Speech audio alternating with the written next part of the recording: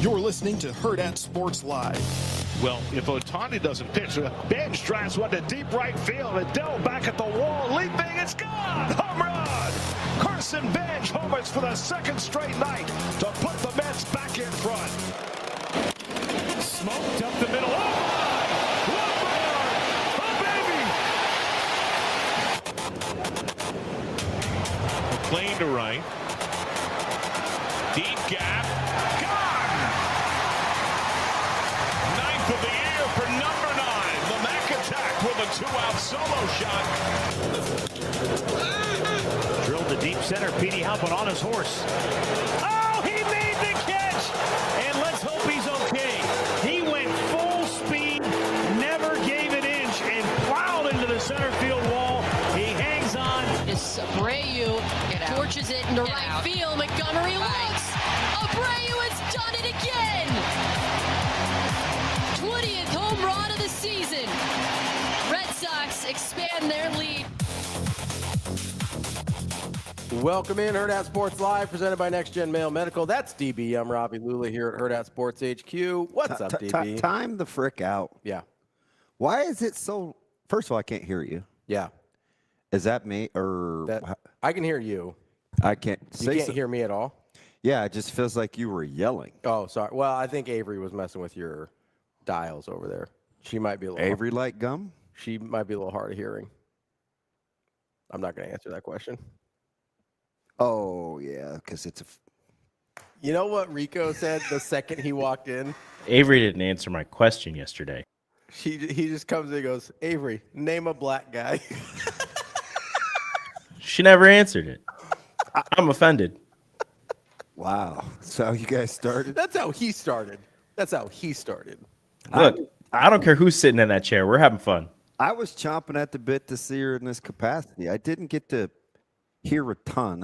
I heard like the first, not the first. I heard like 40, like 34 minutes. Yeah. Listen here, guys. Like on the way down. So I, like the rest of my life, apparently I'm on delay. Because I'm calling because I'm listening to the show. Shane doesn't answer. And this is what Rico says. So I'm like, I heard Rico. Rico's there. So I call Rico on Bluetooth, driving in rain. I can't see a goddamn thing on the way to Lincoln. My man Rico doesn't you know how you're, hey, what's up, man? Yeah. Or, you know, normal people say hello. Yeah. Rico, this is Rico. We're doing a show, bro. Good morning to you, too, Suave. You're lucky I didn't answer it the way I was going to. Oh, that wasn't great.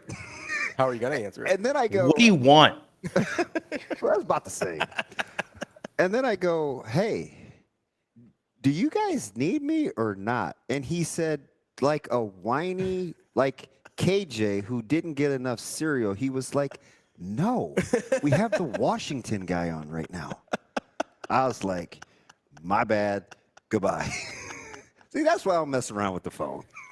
I'm sorry. Yesterday was a lot. Why? What was going on? We were having some audio issues.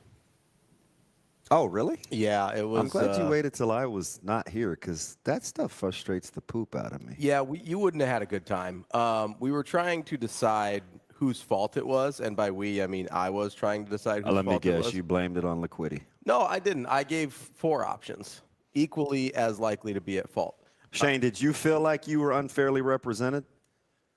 That's all I want to know, because I'll make up for it today. No, Avery had my back. Okay. Well, she's kind of dipped, although she does have a nasty streak. She does. She's got a little mean streak. Yeah, she kind of lays in the cut because she didn't say boo. Yeah, but you gotta keep your head on a swivel though. Like she'll get you. So this is what I learned to appreciate about Ave. She can operate amongst wolves and not be a sheep. Like she can transition into being a wolf. Oh no, yeah. You know what? I'll take got it. The teeth. Yeah, like, and it's kind of she knows what she's dealing with. I was like, okay. Her and I talk enough. Like she knows what she's getting with me. Like so she's like fully aware. Yeah, I was. And she's like the only person. I mean, not that I had anything against anybody co-hosting. I was like, I really would like to hear. Yeah. 3 hours. It's been a couple years since she filled in with me. At least. Did you feel like I was were you like, look, man, I'll do the show with who I want to do the show with? No, you're fine. Okay, because that was just a suggestion. Yeah, no, I got you.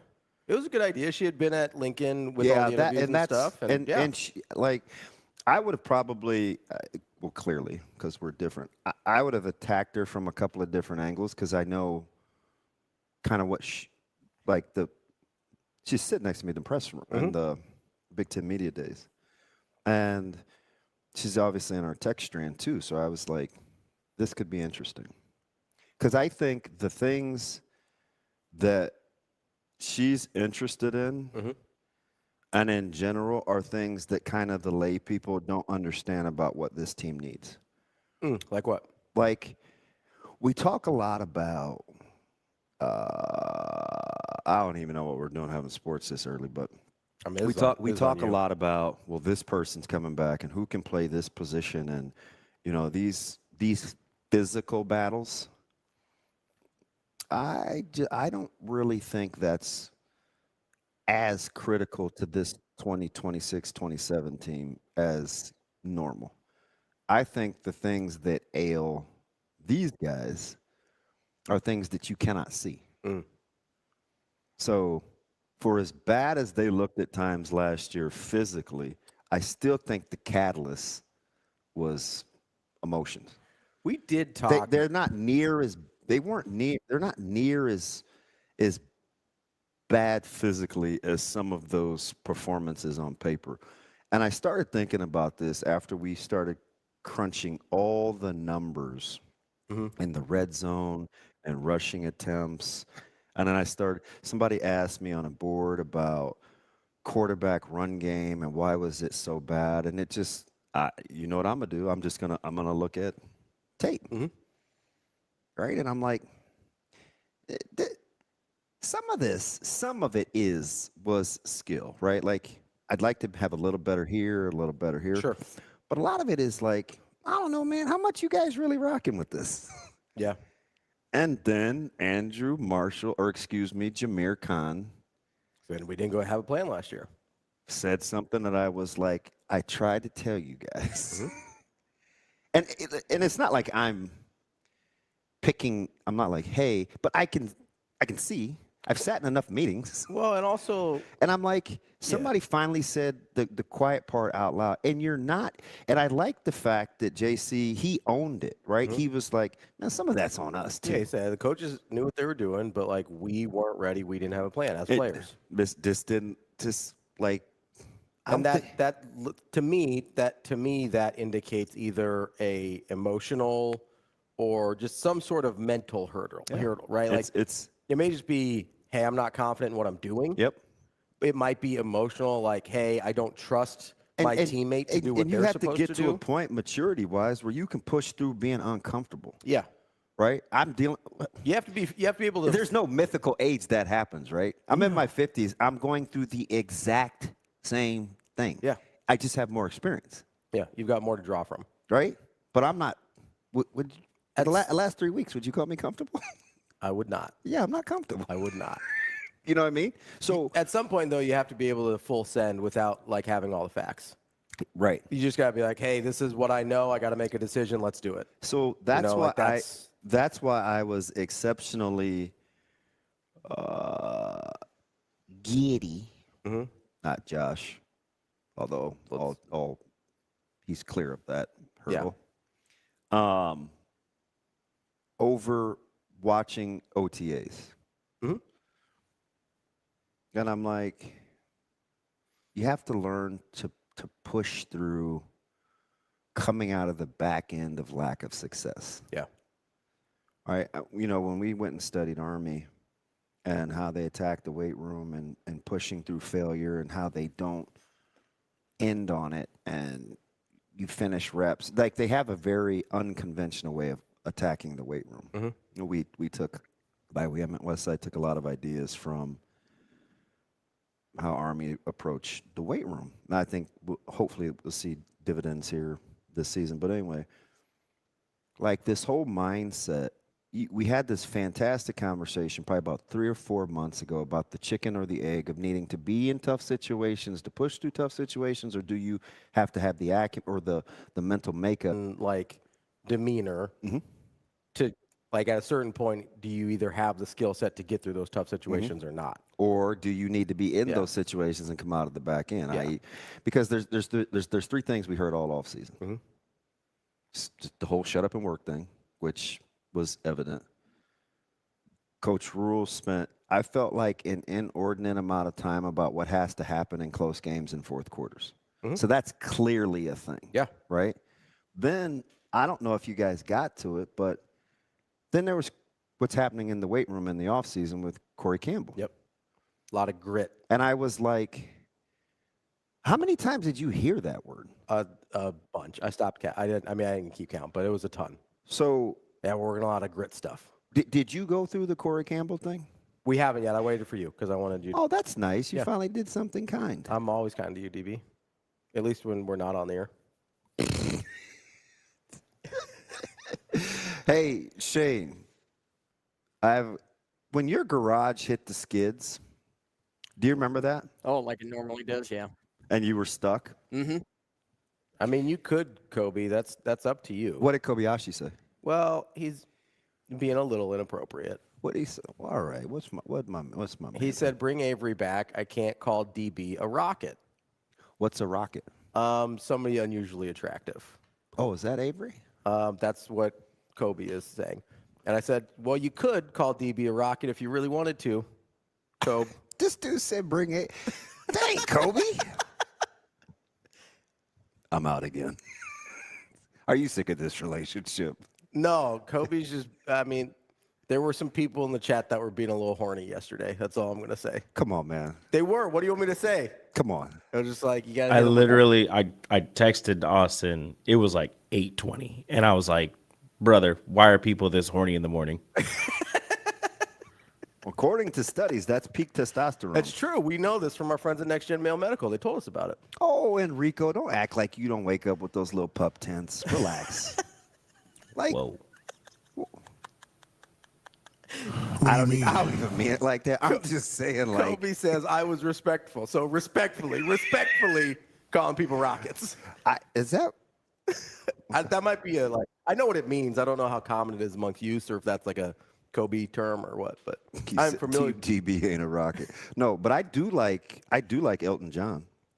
Rocket Man. No, stop. No? No. No. Not you tuning fork. Wow, listen, I was doing a cappella. It's hard to get the. No, I get it. You want to get that perfect pitch, Ravi? Just find it somewhere. He said perfect pitch. How about your fastball, Rico? Hey, so Shane, is your garage? You have to put. Is it manual? I got a garage door opener. Okay. So your boy just coughed up 350 big ones on his garage. For the opener? My springs were shot. Oh. Did it actually snap? I'm going to tell you a quick story on how don't put things off. You know, they thought I had meningitis because I had the abscess because I didn't get my nose fixed. Yeah. My quad, I had to have the emergency. Get stuff fixed when it's supposed to. So, when I tell you, hey, go see an eye doctor, you should probably just go see an eye doctor. No, because I don't know if you listen to Elon Musk. I'll be able to see when I go blind. He's going to put some fake retinals in me where I can see images like Daredevil. Then when it rains, I can see pictures clearly. And then Jennifer Garner will just be like, I'm right here, DV. I'm not in on Jennifer Garner. It was an example. That's what he sees when he closes his eyes. Yeah, Jennifer Garner. I'm still waiting on all those high-speed rails and stuff that Elon Musk said he was going to build. So we're not believing Elon? I mean, he sounds so believable. I think there's still a bunch of people waiting on Tesla Roadsters and stuff too. So I mean, it worked for the guy in 7 pounds. I mean, Woody Harrelson had Will Smith's eyes. There are. I don't know if it's retina or cornea. But there are eye transplants that work. I don't trust Elon Musk to put technology in my head that is going to. Would I be like the $6 million man where I could see Rico being a jerk from far away? Be like, boop, boop, boop, boop, boop, boop, boop. You should see if Elon has anything that can make you run 30 miles an hour. I'll never live that down. That technology doesn't exist yet. Boop, boop, boop, boop, boop, boop, boop, boop. So we can rebuild him. We have the technology. Exactly. Hey, not bad for a pup. Okay. We could make him better than before. Showing some range. Watched a lot of movies with my grandpa. Yeah. Oh. Spent a lot of time with your boy Foreman yesterday. I still don't know why he likes you. I don't either, honestly. It's not. I'm not very nice to him. Don't I sound just like him? Nailed it.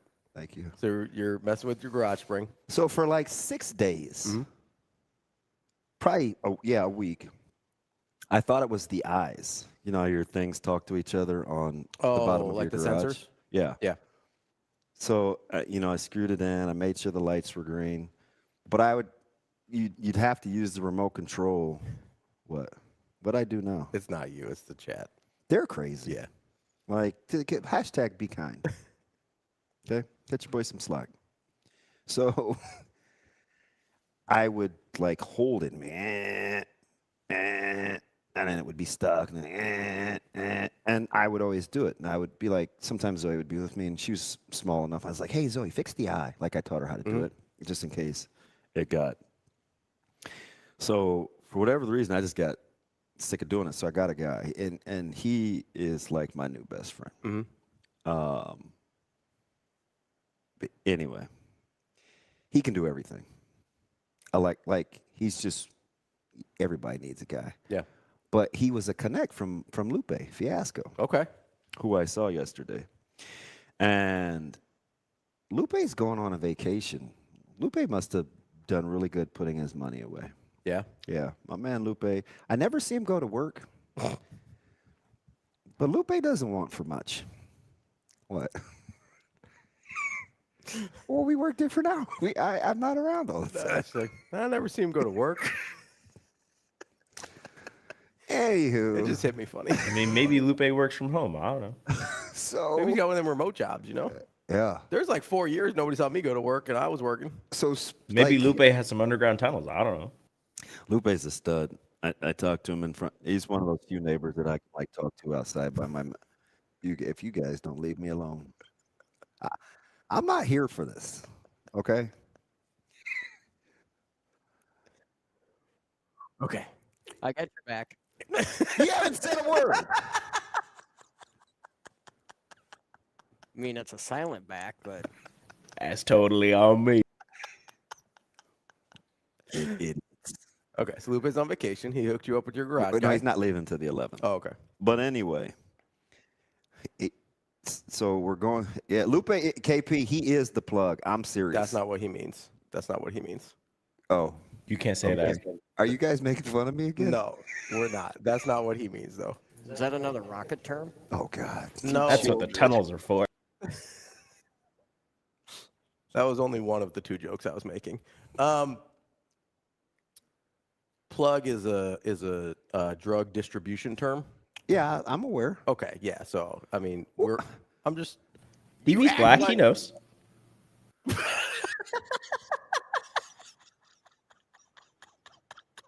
at his face.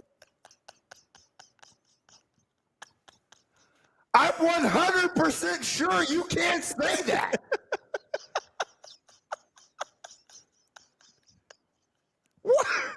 What is going on? This is what happens when you miss a day. Are you crazy? Rico is loose this morning. He's black. He knows. I just want to Like your people are pushing keys across cargo ships. I just want to make it clear that I did not say that. Both sides of me know that. Planes to start drugs in Harlem? No. The Hispanic people were there first with the whites. You guys gave us the distribution. Flying folks over to Nam. Like, we didn't start this. Both sides of me know this. This dude said, you're black. You know. Rico. Jim said, hey, just tuned in. I'm just saying, I didn't see a lot of Hispanic dudes in American Gangster, but maybe that was just a film adaptation. I don't know. Pablo Escobar has got to be like a cousin of mine somewhere down the line. Just smooth as Malanta. Just rolled right off his tongue. Coach Lloyd. Wow. Right. I didn't say it this time. I want to be very clear about that. I didn't. I was clearly in safe ground this time. I was over here. I was talking about just. Robbie was thinking it. I just had to say it. No, Rico. You're not. You're a bad kid. I'm 32. At least he didn't call you naughty this time. That's true. Okay. Dude, you got up. You can't help yourself either. Huh? Nah. Honestly, I'm the good one today, though. No. Listen, I wasn't able to talk yesterday. I have a lot of pent up aggression. It's true. He was echoing every time he talked. So, like, this is 2 days worth of jokes and naughtiness that he's just getting out right now. I don't even understand. Like, boy, that one's going to hurt, Rico. I mean, you said a lot of borderline things, but just calmly, no change of voice flexion, no nothing. Just, he's black. He knows. Corey says, TK, there was a crime. Get in here. TK also said, leave sweet angel Rico alone. First of all, TK will be all for the minorities getting in trouble. So TK's probably like, yep, tell him, Rico. He's like, yep. He does know. I'm being TK.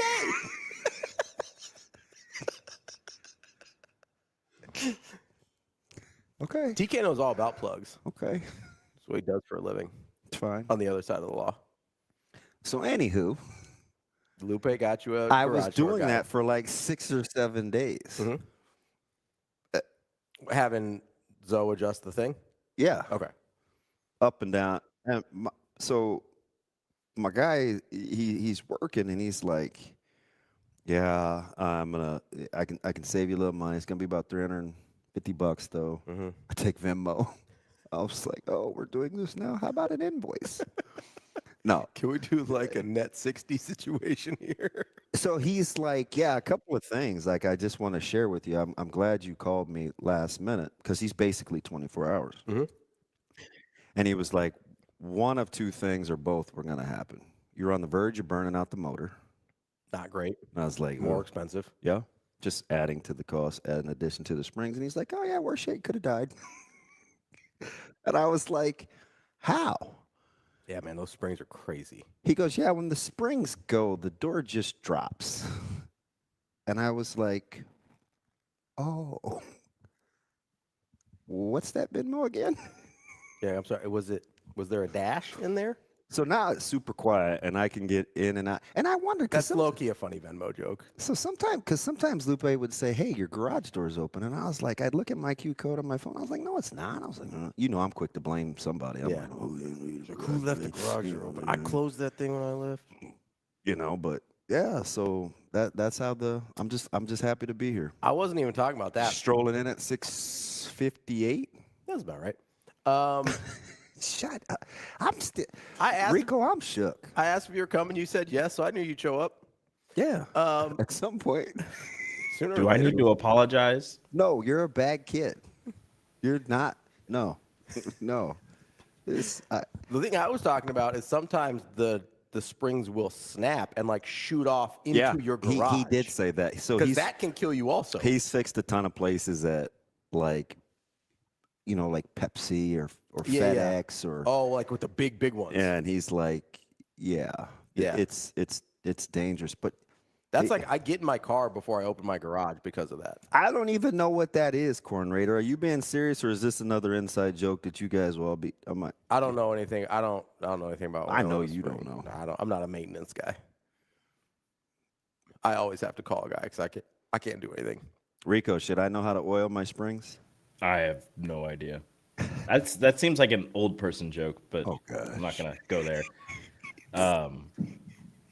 This dude is in rare form. Last winter, my garage door spring broke. We rent though, so we had to like call the rental property, and then it took them like 2 days to have somebody come out and fix it. No, Corn Raider's being serious. I wonder where you start with the oil. Yeah, I wouldn't even I understand how it probably makes the spring operate better. I wouldn't even know. So now it's like perfectly level. I was getting ready to think it was a foundation issue. Oh no, yeah, he was like, just off. No, he fixed the rubber. Like I was like, okay, nice. So we're gonna be besties. You and the guy? Yeah. What else are you going to have him do? I don't know. I'm going to make up something just because I like talking to him. Yeah, you don't want to get hit with that 350 every time, though, man. Nah, Are man. you going to start breaking stuff around your house so he has to come fix it? No. No. It's not a rom-com, Rico. Like, he's not... Oh, no, my sink. So he calls it back. I don't want like, to date the guy. I just liked him. Weirdo. You said you wanted to hang out with him. I thought he was very knowledgeable about a lot of things that I don't know. So of course I like that. Yeah. You know, like he's like a walking cheat code with like stuff around your house. And he can fix like low voltage stuff. Oh yeah, like electricity. He's like, stuff? as long as it's not behind a drywall, like I can help you out. So immediately my mind starts, CCTV? Joe B says there's 2 types of garage door opener repair guys. Guys missing a finger and ones they're about to lose one. He was a wiry, strong little thing, though. Yeah. Oh, yeah. Yeah. But, you know, I was like, hey, would you like an ice water? Would you like to stay and talk? I was like, nah, I probably got things to do. But I remember he brought his own fan. How long was he there for? Not including when he had to go get the parts. Probably start to finish. 40 minutes. Including 45. the parts? Yeah, 45 minutes. Yeah, so if he's making $350 an hour, he doesn't want to stay and talk to you. He says 24 hours too. And That's what I'm saying. Like, brother's like, no, I'm leaving. I Bye. wonder what would have happened if like a spring would have snapped. I just took a card from Ever Level the other day. Oh, because you thought it was a foundation deal? Yeah, because I just, you know, I'm OCD. I don't want anything to look off. Yeah. And I was like, I can see a little light under there. But nope, no more. He's going to fix the heater in my garage. Oh, yeah. You just want to hang out there? Yes. When it gets too cold for the deck or what? You know, you could hang out like inside your house like a normal person. Do you think you can fix your deck if it gets broken? My deck is fine, Rico. I just got it restained. Why'd you do that? I can't. It's fine. Corey's right. Yeah, garage doors springs break. It causes lots of trouble.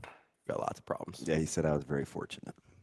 So Yeah. he's my new friend. We had one of those at my parents' house when I was growing up. It snapped and like shot like basically like my mental makeup here in about 4 minutes. Maybe you're resilient. Do you know what I'm literally doing while I'm having this conversation? What's that? I'm going back to the pep talks of kindness with Jay about Rico. I'm like, there's got to be some good in there.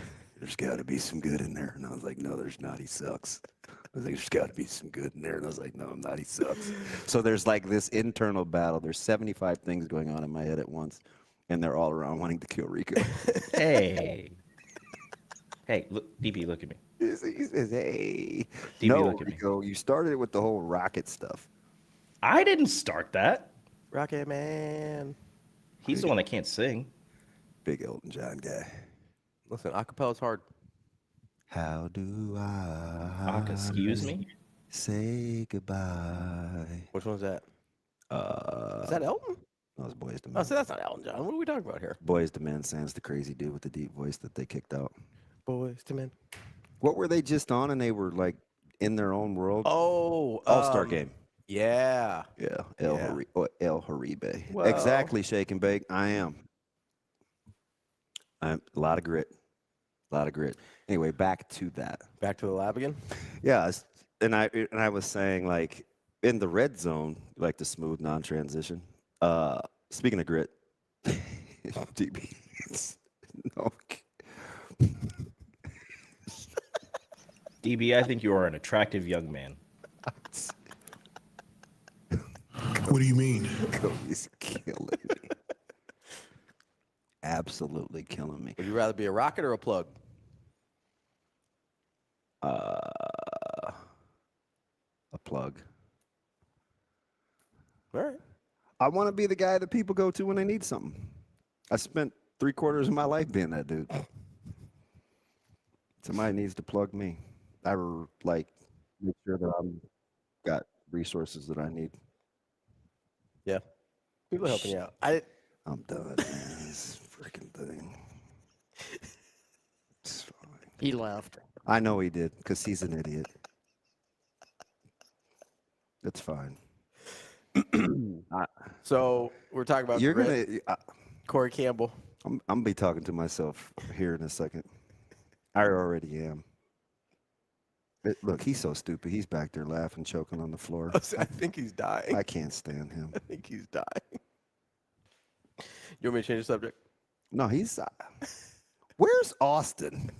Where is Austin? How bad is it when I'm asking for Jimmy Neutron? Help me. It's not what I'm saying. You're an idiot too.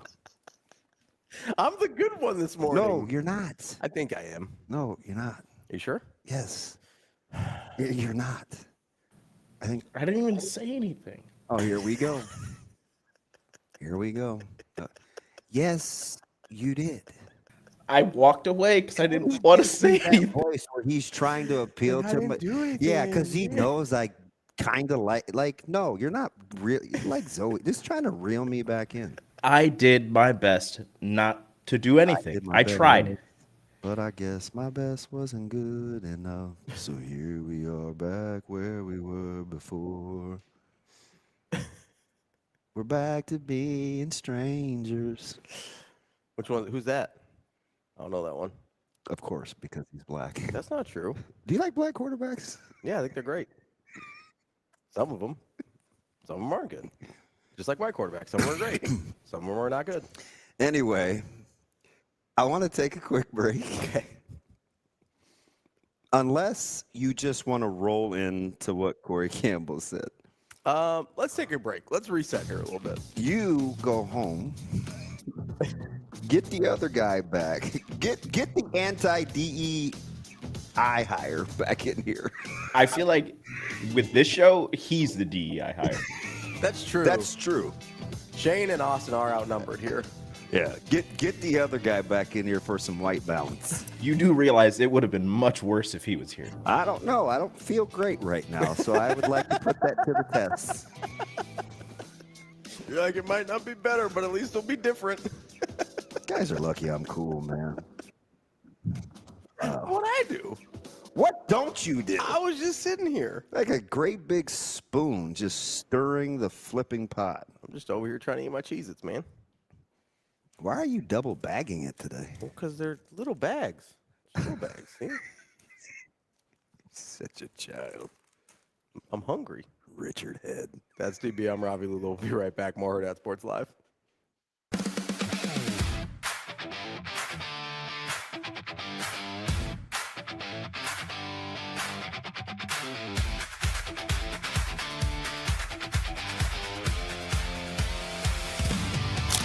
Feeling tired? Foggy?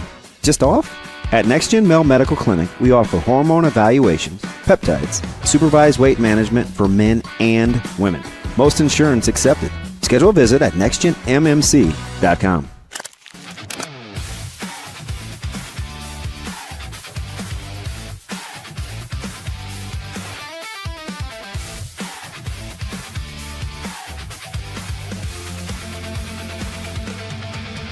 Actually, last year this past year at the Super Bowl, and when it was in San Francisco, I was at a dinner for Gatorade, and I had wanted to introduce myself to George Kittle, and him and his wife had both said that they had watched us play before.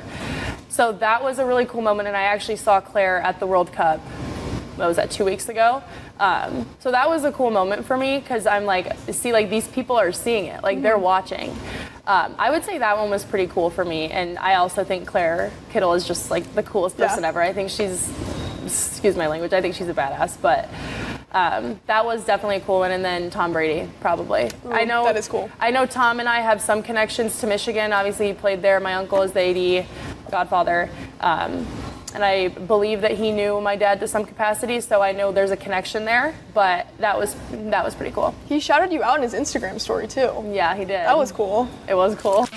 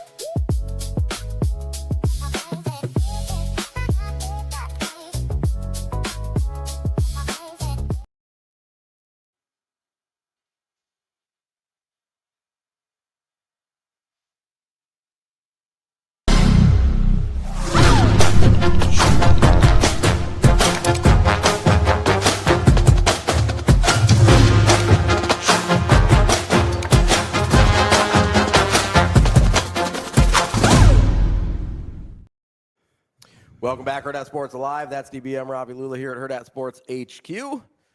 We've kind of settled a little bit, tried to get back on track. DB's drinking his cherry bundi over here, Shirabundi. I don't know how to pronounce it. CHRIBUNDI. Wait, there's an E in there, right? CHERI? Yeah, there we go. Yeah. It's supposed to help you sleep. I hope it helps me calm down. I mean, you don't want to fall asleep right now. That'd be awkward. No, it'd take about 12 hours, probably. Not ideal. So I took about 6 of these out of the fridge yesterday in Lincoln, and I had them in my pockets, and I was practically, my top was like dragging on the ground. People were like, "What's in your pockets?" Oh, they're just What's in the box? just stealing stuff from the university. That's fine. I don't steal, I kill. I asked. Oh, it's very few ingredients here. It basically tastes like cherry tart.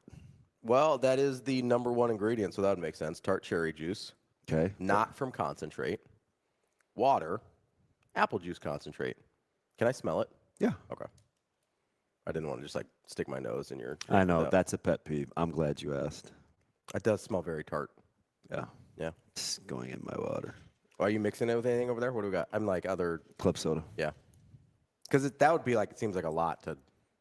I usually the last couple of days I've just been slamming it. Yeah, just hammering it down. But it's not great in the morning. But I didn't bring my shower bag in.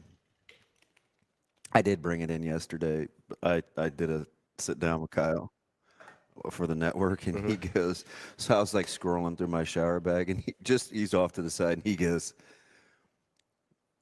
"That's totally normal. Nothing weird about that at all." It's like your little like tote bag, right? Like your little. Yes. I was just showing him the range that's in the bag. It's like a survival. It's just a grown man survival kit. My dad used to call them like shaving kits. Like They that. are. Yeah. Okay. I'm the only guy that's probably killed Jim. Where's Avery? Everybody wants Avery back. That's fine. You guys can have Avery back. I don't think their motives are pure. I'm just going to be honest with you. Based on how the chat went yesterday, I don't feel like their motives are pure. Yeah. Do you know how hard it was to drive to Lincoln in the rain? Oh. I'd never been in that situation, and it was about as bad as I've driven for just rain. You should drive to Omaha in the rain. I'm sure the direction didn't matter. I'm just telling you that it was raining very, very hard. I know, it sucked. Like really hard. I was also making that drive. I'm glad your lights work because I'm only looking for red brake lights. Because I can't see anything. No, it was pretty crucial. Not ideal. That happened to me once driving from... I can see far away, KJ. I just can't see close up. It happened to me once driving home from Elkhorn. And cars are a good 8 feet from me. I can see it. I probably should be more, but... Yeah, it probably need to be in those conditions. Probably need to be more than 8 feet there, DB. Okay, look, it's probably 10 yards. Sure. How fast could you run that? He's got better instincts than all of them. He's good. My bad. That's my bad. That's on me. That was on me. Yeah. It's all right. Totally fine. No, that happened to me once when I was driving back driving home Elkhorn to Ashland, and back when 204th Street was more of a highway before they put in all the stoplights, and it was so bad I was trying to pull off on the side of the road, but everyone else had already done that, so I just had to keep driving. There was no room to actually get off the road. It was terrible. TK, I don't have it in me. I don't have it in me. Yeah, you do. I mean, not yet. It's because you were slamming those cherry bundies. You said it put you to sleep. You're tired. Do you need some Monster? I did not know Austin's here. So, of course, I had to recalibrate. So Is he here? I go wash my hands, wash my face. I said, you know what? I'm going to start over. I'm gonna get all this gunk off of me around here. And Neutron's back there, and he goes, there's nothing I could contribute to that conversation without further, gassing you up. I remained silent. I was like, at least he knows. Asking Austin for help is like just going and taking a gas can. You'll be like, maybe this will put out the fire. I was just looking for a break. I'm on a bad run here about the last month. It's tough first hours. I think you're doing great. I am. I'm really proud of you. I think you're doing really good work. I didn't walk out a couple weeks ago. But Rico, that is arguably the worst thing that you've ever said to me. If that's the worst thing I've ever said to you, I'm pretty sure. DB, if that's the worst thing I've ever said to you, then we are on a good path. No. Because I've said terrible things to Ravi. No, like he has said terrible things to me. That was pretty bad, though. It was. I wasn't even gonna say it. I'll just put it that way. And he wasn't. He interjected. Yeah, and it was quick. There was very little thought. He's black. He should know. So now I just do drugs. No, you hand them out and get paid for it. Can I just say one of the things that from school, talking about handing out drugs, like, do you still have your drug-free pledge T-shirts? No, but speaking of those, I was prepared for way more people to offer me free drugs as an adult than actually happened. Like, they made it seem like just around every corner, as soon as you get to high school, people are like, hey, you want some free drugs? Hey, you want some free drugs? Nobody's ever offered me free drugs. What are we talking about here? Heartbroken by the lack of free drugs. I'm just saying, like, they set up some promises. Maybe it's the economy. Maybe back in, like, the 90s, they were handing out free drugs, and then, you know, the economy kind of I don't think they were ever for free. I'm just saying. That's what they made it seem like. They're like, you're going to be having to turn away free drugs all the time. And that's just not the case. Like dodging drugs? Yeah, you'd be like, oh, man, whoa, where all these free drugs come from? Just say no. Yeah, just say, to who? I would love to have to say no. To Rico anytime he wants to turn his mic on. Anywho, going back to... I just feel misled. I have to, like... Dude just casually dropped that. Like... Do you want me to tell you a story about a dog to kind of palate cleanse the situation here? A dog? Yeah. Like a real dog? Yeah, a real dog. Okay. I'll be honest. I almost adopted a dog yesterday. Oh. Our friends over at Hurrdat One were participating in the Nebraska Humane Society Barks and Rec program, where you can like take a dog on a little field trip. Yeah. And they brought in this adorable little, listed as a boxer mix, named Bean. She was like all white. As in Kobe Bryant? Yeah. Okay. Adorable. It's always about Kobe. I loved Bean. And I was like, I'm like sending pictures to Natasha, and I was like, I think I have to adopt this dog. I got on her, Let me see a picture. I got on her profile and on the Humane Society website, and she doesn't get along with cats. And I can't give her a potato. Dude, you need to ditch the cat. Nope, that's not fair to do to an animal. Wait, and I love potatoes. That's the dog? Yeah, that's. You fell in love with that dog? Oh, don't say anything bad about Bean. We love Bean. Bean might have a cute disposition. Look at that. Look at Bean. Oh, she looks Look like. at Bean. Can she see through her eyes? Yeah, look. Why at do they Bean. look closed? Look at that dog. No, that's no. Yeah. Listen, You did okay. You dodged a bullet. No, I didn't. Bean was terrific. I'm very upset about not being able to take Bean home. Apparently, her prey drive is too high. So, like small animals and Her what drive? Prey drive, like like hunting drive, Oh. like going for prey. Oh, prey. Yeah, P-R-E. EY. Yeah. I was like, she pawed up? Just super religious. Not for me. Heavenly Father, please don't let me kill Rico today. Amen. I was going to say, the thing you have to repress? Wait, repress or suppress? Either one. No, I'm excommunicated. I can't have a dog with high prey drive either, you know? No, she apparently has too high of a prey drive, so the small animals, and I think even small dogs. That thing is, I'm going to have to stop beating the table. Yeah, stop smacking the table, man. We'll be all right. Like, why is it so It's a little finicky. touchy? It's a little finicky. It's all right. Do you remember when we got that box? It was like God's greatest gift. It was. No, it's still good. It's just I have to, it kind of. That was like 3 years ago. It takes one ear out, and so I just got to, readjust. Kobe, I missed the invite. I'm serious. It was in a run of DMs, and it was just a little itty bitty 2-liner. An invite to where? He's like, hey, swing by the dealership. But it was at the tail end of us in a flurry of conversation. Mm-hmm. So I missed it. Yeah. And as much as it can be on the North Platte, it was on the other side of town. Oh, gotcha. So it wasn't like convenient. No, it would. I mean, it's not. It's North Platte. It's not far. I haven't been since high school, so I don't really remember the demographic or like the setup of the town. Yeah, I remember. We took a tail kicking in North Platte. It was basically just like, hey, get in, watch a football game, get out. Kobe, did you come to that game when North Platte beat us? Just curious. You know what I mean? That seems like maybe a thing that Kobe would do. I don't know if he's a big North Platte High football guy, but maybe. They were good. They were good that year. They were tricky. I told you, my man Tilford just scored again. Tough to defend. They had a 180-pound D tackle that we couldn't block either. He said yes, he was there. The dude was like wrecking us. Okay, I just have to ask this. I'm not trying to be mean. I love the preface. Hey, I'm not trying to be blank, but the next thing I say, I'm probably going to be blank. It's just going to sound a certain way.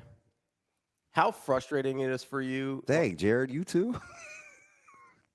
Jared used to be on my team. I've lost everybody. How frustrating is it like to not be able to block a 180-pound defensive tackle? Like that has to drive you crazy, right? Yeah, we couldn't block him. I understand he's probably a really good football player. I get that, but for a defensive tackle, even at the high school level, 180 pounds is. What did he wear? Was he number 60? Light. He was probably like 190, but still could not block him. A sub 200-pound defensive tackle has to be real frustrating. I mean, we had QB read game. We were trying to not block him. Yeah, that was a long game. Rico, you remember the story that Kenny told us about playing growing up? Apparently, he was like a 100-pound soaking wet playing peewee, and they put him at D tackle because nobody could stay in front of him, and so he would just get into the backfield all the time. And I would just imagine like skinny little kid Kenny getting in the backfield. KB could legit hide behind a stop sign. Oh yeah, well, especially legit. Especially when he was a kid before he put on any weight from working out and stuff. And it's all relative. He's still razor thin. Yeah. There's no. No, he's just a real lean guy.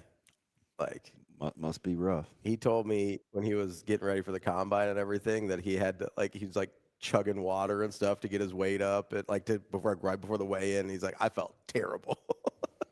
It's tough out here. He's like, I was walking around at I got my weight over 200 for once in my life, and it was to weigh in. So at the combine. Can play D-line without needing to be 330? Or is that just because it was Pee Wee? Apparently at North Platte High School you can.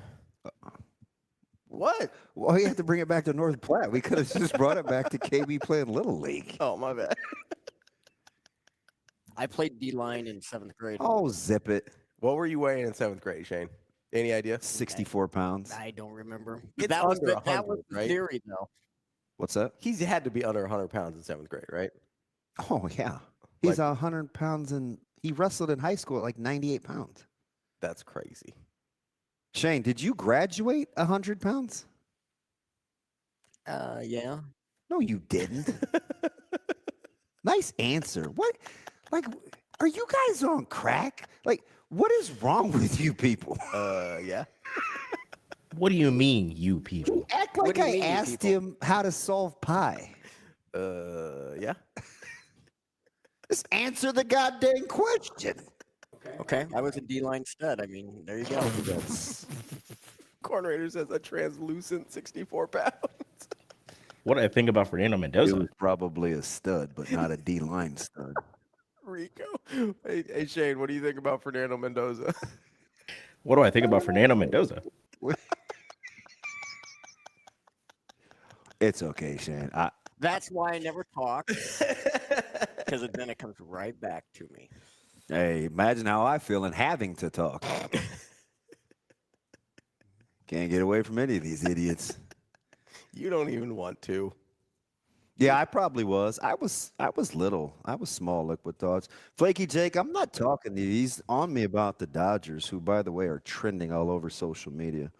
I saw a guy yesterday was like, see, this always catches up with the Dodgers. They disrespect the regular season, and they're going to struggle. And I'm like, just because they've lost 200 in a row, they'll be fine. It's only 6. 3 of them were to the Red Sox. But I told you the Cubs are going to be a problem. Yeah, I mean, PCA is raking. They're going to be an absolute problem. Have we decided, is this who PCA actually is?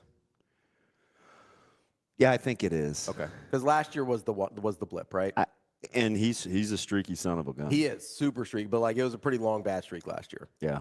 His minor league, he's no Kyle Tucker. His minor league numbers would indicate that like this is sort of where he should be. Yeah, and he was the throw-in in that trade. Yeah, but this isn't his major league outburst isn't an outlier compared to what he was as a minor leaguer. Those are the guys you have to watch out for. Where you're like, I don't think this is gonna last, man. Because like if you're not able to hit in minor leagues consistently, you're in there for a few years. If you have a hot streak in the majors, that's probably not lasting. You know what I mean? Yeah, we've seen it. Yeah, it happens all the time. This is a weird one to think about, but like Shane Spencer, you remember him? Oh yeah, he came up, lit the world on fire. Shane Spencer had the frame of a free safety. Yeah, he was a big dude. He was yoked. He was a big athletic guy. Yeah, I thought he was even bigger than that. Like I remember him being like linebacker, like big guy. But I could be he might have just been a boogeyman for me. I don't know, BP. I think people do respect the Red Sox. I think most people have them 1 or 2 in the AL. I mean, I think they do now, yeah. Especially, I think after staying hot after the All-Star break and then sweeping the Dodgers, and it's like I just think they're good, which is hard to say and it's weird because they've been getting guys out all year, so I'm sure the staff is formidable. But I look at like if you go legit ones versus legit ones in the playoffs, it's like. Yeah, you don't love any of their guys as like an ace, but Sonny Gray's like 14-2 with like a sub-3 ERA, and you're so like, I do like Gray. Do we trust Gray? So that's the thing is you like a health and then a trust standpoint for Gray that you start to worry about. Ranger Suarez is pitching really good all of a sudden, but if they get Garrett Crochet back, you do probably feel okay about a 1. Yeah, right. Like that's a legit 1 if they get him back healthy. So I don't know. It's gonna be interesting. So you heard that actually? You probably heard that from me too, BP, yesterday or day before. Yeah, you're. I said to Steve Gardner, I said I would probably put the Guardians 1 and Red Sox 1A, but that's not lack of respect. No, you just like the Guardians. Yeah. They did what they had to do. I mean, there's still a little bit of concern for me over like not a true ace. I worry about the lineup sometimes in terms of if guys get cold. There's not like a stalwart in the lineup that you're like, yeah, that guy will get us out of this, or he'll get us the hit when we need to. Again, unless Roman Anthony comes back and you feel good about his health. But that's kind of the nice thing here is the 2 best, they still might have 2 of their best players come back. Yeah. And then if they're playing like this now, like that's just, I mean, it's exciting to see what they might end up doing. I think the AL is pretty open. And I think the National League is the exact same. Go ahead, Rico. You guys see George Lombard Jr.? I did. So I actually remember. You know what's funny is I remember George Lombard Sr. playing for the Braves. Like that was a guy that I remember. He hit a home run in his debut too, right? I feel great liquid thoughts about running backs getting paid again. Shout out Bijan Robinson. Can I just?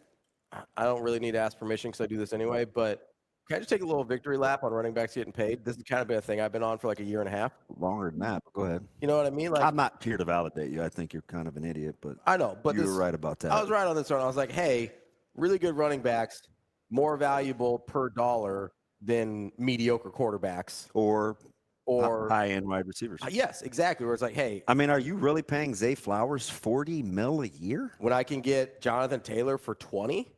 Or Bijan Robinson for 25, or Christian McCaffrey for 18, I think. I would much rather have one of those guys for half the price than Zay Flowers. And why would you pay Zay Flowers that money when your OC just said you're going to put Lamar Jackson underneath center? I don't know, man. I'd rather, honestly, even at this age, I'd rather pay Derrick Henry half that money than Zay Flowers that full 45. Like, what are we talking about here? I actually, as a running back, would prefer my quarterback under center. Yeah. Or at least be in pistol where I could be behind him. I don't want to be to the left or the right of my quarterback. So you can just come downhill? Yeah, it's hard for one back. You can run it. The timing is awkward, but I'm always interested. I would talk about this. This is a total tangent, but one back run game with quick hitters is almost unheard of. Mm-hmm. Nebraska tried it for years. They had a little wrinkle against Michigan State in East Lansing where Amir finally popped one. It was same side. Mm-hmm. He was sidecar, same side. He hit it quick, like pin, pull, boom. Mm-hmm. But it's hard to time up like that for true downhill run game. A lot of times it's lateral or, you know, it's real zony. You can get like dart out of it, which is just, you know, tackle pull and quick hit it.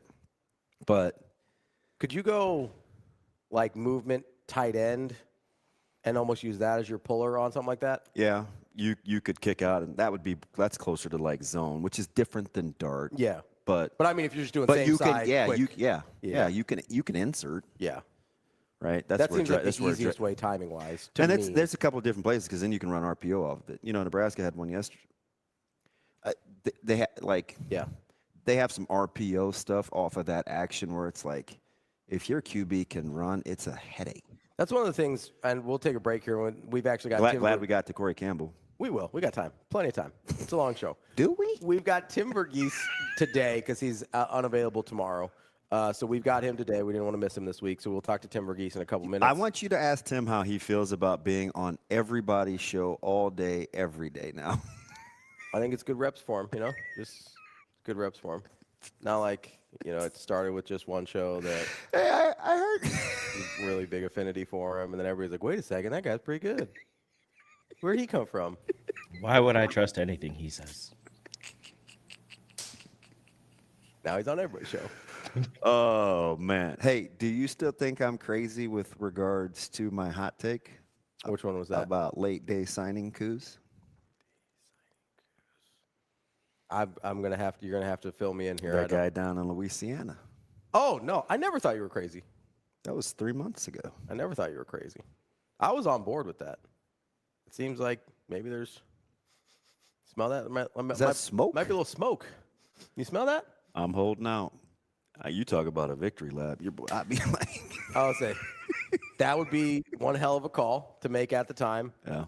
The other thing that I was going to say real quick here, you were talking about the RPOs in Nebraska.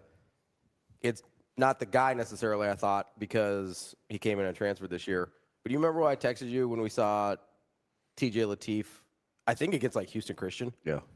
I go, yeah, if TJ ends up being the starting quarterback at some point, the RPOs that Dana's going to run with him are going to be absolutely diabolical. You see Flaky Jake. Hey, guys, I have a defensive lineman that could stop some RPOs. Is it Kenny Bell? Oh, no. Is that the D tackle, Shane Schillerberg? Oh, number 77. My gosh. That may break the internet. So I think it's a good time to go to break. Where on earth did you get that? It's a lot of searching. Oh, my Lord. He's giving me. This is so. I can't say it. Do we need to take a break? Shane. I was weighing like 140, 150 there. No and way. First of all, whatever you weighed, it's all in your head. I was so overweight. I mean, they were like, what's we got to put not you on in the your line. head is on that shag you got going on. I believe that's called a mullet. Did you ever in your childhood know Cher? She played this role of a fictional movie mom back in a movie in the 80s. We were poor, so we had to share a lot of stuff. Dude, put that picture up again. I thought you were just going to do it one time. One-time thing. Sorry about it. This is so bad. Should we ask Tim his scouting report on this defensive tackle? It's giving me Rocky Dennis vibes. I'm going to have to Google that. Don't. I'm going to hell. Let's take a quick break here. Tim VERGHESE. Oh, Shane, there's no way you could ever make a tackle. Oh, no. Oh, no. You are going to hell. And I once said I had your back. Oh. Shane. We'll be back with Tim VERGHESE after this. That's what you think.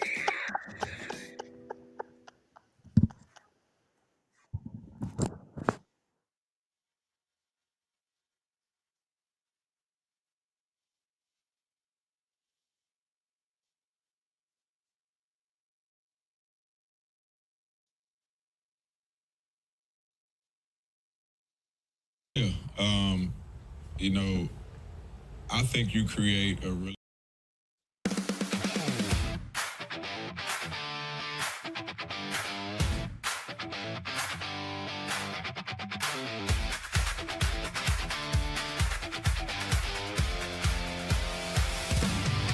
it's like they don't expect us to do whatever, but I feel like this team they don't know what's coming. Like we got a great squad, we got a great offense, great offensive line, everything that we've been needing, those pieces that we've been needing, like say for there be offensive line 1 year or whatever. I feel like we're bringing good guys, good transfers, good legitimate players that we can be a great team.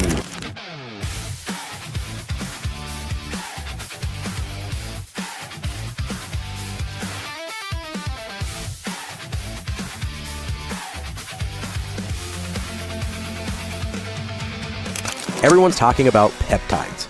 You are doing it right. At NextGen Male Medical Clinic, peptide treatments are clinician guided, tailored to your goals, monitored for safety. Call today or visit nextgenmmc.com.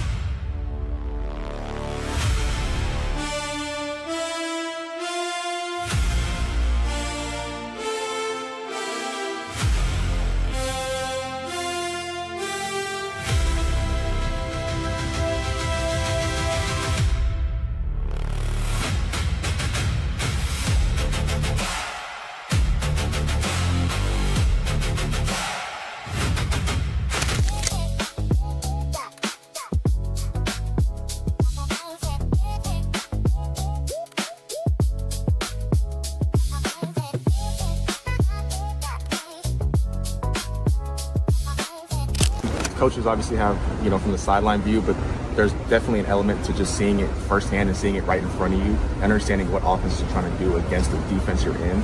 So trying to get guys to understand that this is the weakness of this call, this is what areas of the call we need to focus on, according to what schemes that they're in, based on the personnel, based on the formation, is definitely something that I take pride in. It's something I try to, speak on or help out.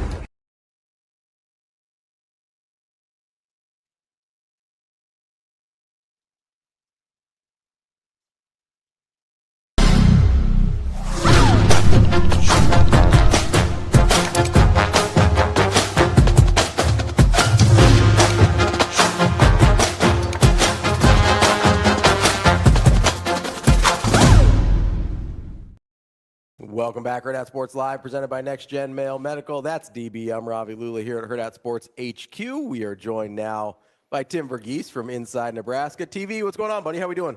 Hey, how we doing? TV, are you going to be on the move? Yeah.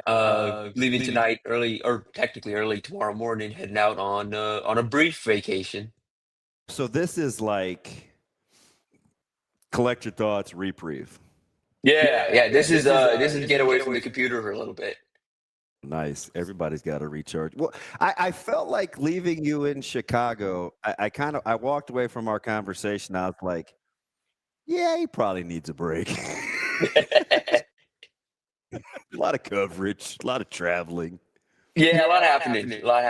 And yeah, I mean, we're about to get back right into it. I mean, I've started kind of mapping out my calendar once I get back from vacation, and we're moving. I mean, once we get back, we're my first game of the season we're 2 weeks out. So, we're going to be right back in this real quick.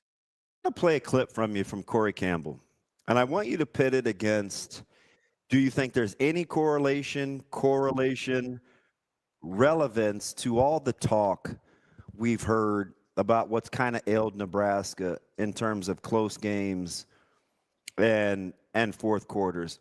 I maybe be reading too much into it. I want to get your thoughts, if you will. Fellas? I think you create a really strong bond. I think you create a brotherhood that can endure adversity when you go through struggle together. And that's what we do in the weight room, right? A lot of what we did in this offseason we took more of a high intensity approach in some of the things that we did. You know, we're putting guys in situations where they have to train through the threshold of failure. And it's always good to have a guy to your right, to your left, you know, behind you that pushes you through that. When you get to that point where it's mentally you may feel like you can't go any longer, and then you got a guy in your ear telling you that you can do it. You can look to your right and to your left, and you see the teammates in that weight room that you're doing those things for, and it helps, gives you an extra little bit of a gear to push through that. So definitely, man, the strength of the brotherhood, I do think is formed in that weight room, and honestly, in everything that we do throughout our program, right? The guys, they train together, they eat together, you know, they hang out together, and so this is a place where any athlete that is a part of it, that comes into the brotherhood, you know, they're going to understand that it's a standard that has to be upheld. But if you're willing to uphold that standard, hold yourself accountable to it, hold each other accountable to it, you'll fit right in the brotherhood here at Nebraska. Thank you. Courtesy of the Husker Radio Network. Something, nothing, everything. What do you think? Yeah, I think there's something to it. I mean, you know, I think this team. Yeah, I mean, talking to them on Tuesday, it very much sounded like this is the tough for guys that have been here for a couple of seasons. It sounds like this was the toughest offseason they've had. Guys that are new to the program, you mentioned that Owen Chambliss and Clayton, guys like that just mentioned it was a tough offseason. And I mean, there's absolutely something to the camaraderie, the closeness, the bonds you kind of build in this offseason, especially this type of offseason that Nebraska had, where you know, I would say the majority of time they spent this. I mean, it typically is like this, but the majority of time they spent this offseason was probably with Corey Campbell and that defensive staff. It's probably with each other more so than it was with Matt Rule or any particular assistant coach or anyone really on the staff outside of Corey Campbell. You know, a lot of that time was spent, you know, working in workouts and all of that organized. And so, I think there's something to that. Now, I think for me, where I'm going to be in kind of wait and see mode is we have heard this before. I mean, the last two off seasons, we have heard about this team coming together through winter workouts or coming through when times got tough. Now, we do know that this off season, the training regimen was different. And I think there is legitimately something to, again, like pushing past those thresholds, like you mentioned, pushing past the point of failure where you do kind of learn something about yourself. And you learn something about the people around you. And I mean, you know, we'll see how much that experience matters. You know, I think they're doing a lot in terms of, again, like, and we've talked about this before, from a process versus results thing. Like, I think from a process standpoint, I've really liked the way this offseason has been handled, just in terms of stacking reps, and everything has been like, you know, everything is calculated, everything is organized. You go straight from the season, a brief winter period, to immediately into spring, where you get to install a new defense. You get to install the offense with a new quarterback and new pieces on the offense.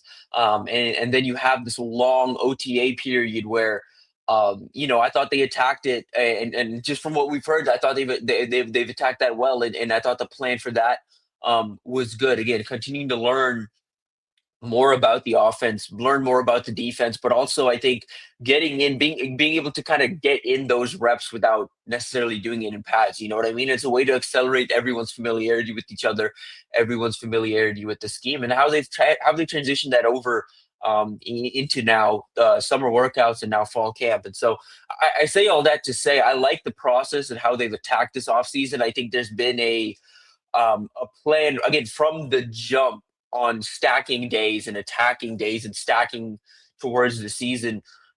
Whereas I don't necessarily know in years past if that was the case, so to speak. You know what I mean? I think offseason was the offseason, but I don't think I've heard from across the team this day by day stacking days type model that they've kind of approached this offseason with. Yeah, I think you're right with we have heard some of this before, so I do think that's interesting. I'm curious what you think the disconnect has been between getting that carryover from off-season strength and conditioning in previous years into the actual season. Do you think it's the style of training, and that's why they changed it up? Yeah. Do you think it's the position coaches, once they're involved, in terms of not being able to carry over that mentality? Or do you think it's maybe just the temperament of the individuals being different than it has been in years past? Or, I'll give you a wild card, whatever you think it might be, if it's not one of those. I think it's kind of a combination of what you said. I mean, they changed the training regimen for a reason. But I think there's also an element of, okay, well, there's a standard, there's an accountability that was established with under the strength and conditioning staff that, again, like you said, maybe isn't being upheld by certain position coach. And then obviously it does come down to the temperament of the individual as well within position groups, within all of that. I mean, you can be part of all of this, and you can be, push yourself beyond thresholds, and then you can get to fall camp and say, you know what, I'm doing this on my own. Like, you can still do all of that, and feel like you have to do it on your own or whatever. So I think it's a combination of all three. I don't know if I'm in a position to give a great answer on exactly why things have why where the lack of correlation is. But I say all that to say I like the process of because I feel like this offseason has been very process oriented, and I think when you listen to them talk, it has been about. And you listen to anybody talk. I mean, you listen to the successful coaches talk. You listen to Chris Signetti talk. You listen to the successful programs talk about what it takes to be successful and what that looks like. There's always an emphasis on the process. There's always an emphasis on the stacking days in the months in the year, in the months before the season starts. And for this team, I think they've done a lot of that sweat equity. I put it in my story, but yeah, I think that there's been a lot of sweat equity put in. Now it's okay. What are we getting from this now? When you're talking about position groups or position coaches per se, have you allowed yourself to kind of extrapolate what you think a different regiment in the off season means combined with different voices in those individual rooms? Because that's ultimately what has to connect. Yeah, and again, when we start to put that piece of the puzzle together, then on paper you can kind of look and say, okay, well, just from the top down, Rob Orich is very intense. Corey Brown is very intense. Roy Manning has some intensity to him, and you pair that with what this defensive line group went through this offseason and the narratives that are out there about them coming out of last season. I think they're going to. I mean, you hear it from them, but I think they have an edge to them this off, and not no pun intended, but they have an edge to him entering fall camp, and now it's can they stack those days together? Can they continue to kind of build off what they've done to this point? You do like to hear that this doesn't feel like for the defensive guys like a new defense at this point. It just kind of feels like building, or at least Matt Rule noted that yesterday in the Huskers Radio Network that. This doesn't feel like a new defense. They just, they've installed everything or they've installed most everything in there. Now it's just learning and developing comfort and continuing to develop comfort. So that's encouraging, but I think there's some of that for sure. I mean, offensive line, same deal. You have, I think Jeep Wade and Lonnie Teasley, who I've been around them enough at this point. I mean, we got a good idea of what they're like as coaches in camp back in June. And so you have an idea of what they do, again, how accountable they hold guys and kind of their expectations. And so on both sides, I think guys are getting pushed. You know what? I've wanted to ask this question in press conferences, at least to the coaching staff, because I think they'll recognize it more than the players would. But it's been answered for me just by the way these guys talk. We always talk about the transfer portal and what, how do you get these guys to fit in? How do you fit in? How does the guys on the outside, how does that culture fit in? How do you embrace an outsider into the room? But I don't know if we ever focus enough on what does a guy on the outside bring to a locker room in a positive way? What is a guy from the locker room like? What can he add to a locker room? And I say all that to say, I think Jasir Whittington and Anthony Jones in particular, they bring something to the defensive line that the defensive line needed. And I think it's a mentality. I think it's a work ethic. I think Jasir Whittington, just by the strength of his work ethic, is pushing everybody around him. I think Anthony Jones, same deal. Where I think just by being Anthony Jones, guys around him are getting pushed. Guys on the in that edge room feel like they need to take strides either to keep up or to for some of them it's like, oh, this is what that's supposed to look like. You know, for Jasir, it's like this is what that work ethic is supposed to look like, and you hear that starting to pop up in multiple spots. You know, they talk about Cortez Mills and the work ethic he has. He works like an NFL player. You know, I think Quasi's been good for the wide receiver room in that way. Anthony Calandry, like I think the juice that he brings as a quarterback, it's a different energy, and I think that's been good for the offense. And I think about it with the offensive line as well. You know, I think Justin Evans is the biggest influence on Elijah Pritchett and guys in that room. But I think it absolutely helps that he's got a guy, like Paul Mabenga next to him. I think it absolutely helps that Brendan Black is now on that offensive line. Tree Babalade, all those guys, and the fact that they built that camaraderie. And again, I think for Elijah Pritchett, he's entering this year, it sounds like with the level of confidence we haven't really seen from him. This offensive line is entering the year with a level of confidence, and so we talk often about, kind of fitting in guys. How are they going to fit? Making sure these guys fit. And I think at all three levels, I mean, this is all without mentioning Owen Chambliss, who's been a seamless fit in this program since joining. And so we don't talk enough about what the transfers can bring. So in addition to, I think, the coaching staff, I think having these guys around, and the fact that they got to see these guys in spring ball before they turned to summer OTAs, and those guys got to, Owen Chambliss talked about it, but the guys got to see Chambliss earn his respect on the field. The guys got to see Jasir Whittington earn his respect on the field. And then they turned into OTAs, and then they turned into, mat drills and things like that, where they got to build that culture. Those guys got to step into kind of naturally kind of develop into leadership roles in a very short time, despite not really being around this program. Yeah, it's fascinating because, and clearly I get it, right? I have a few of the answers to the test because I get to actually see it, but just practical applications to let you know that you're right. And I know you don't need any validating your TV, but when I watch hypothetically, right? Like Luke Lindenmeyer and Janarian Bonner catch balls off the jugs 20 minutes after practice, or I get to watch Cam Lenhart and Anthony Jones walk off the field together, or during a practice when they want to move quarterbacks, I can see Kalen and TJ and AC like rotating between the three units. Or the fact I said a couple weeks ago, now that Ja'Cory Barney will look around and say to himself, do I still bring the most juice to practice with this wide receiver group? This Gilmer guy is a thorn in my side. This Isaiah Hunter is a really good practice guy. He's a little more outspoken than he was last year. Not a nice person to practice against. And you need those guys finally on offense, right? Because they had just. You need Justin Evans to tell me in Indianapolis, Sam Sledge may be my best friend. That is my dude. He helps me. I help him.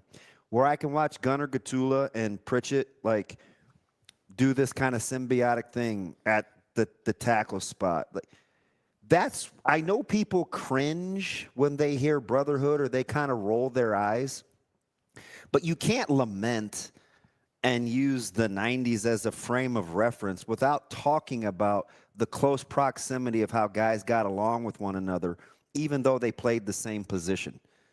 Like, that's just part of it. And I have to clarify because people hear what they want to hear.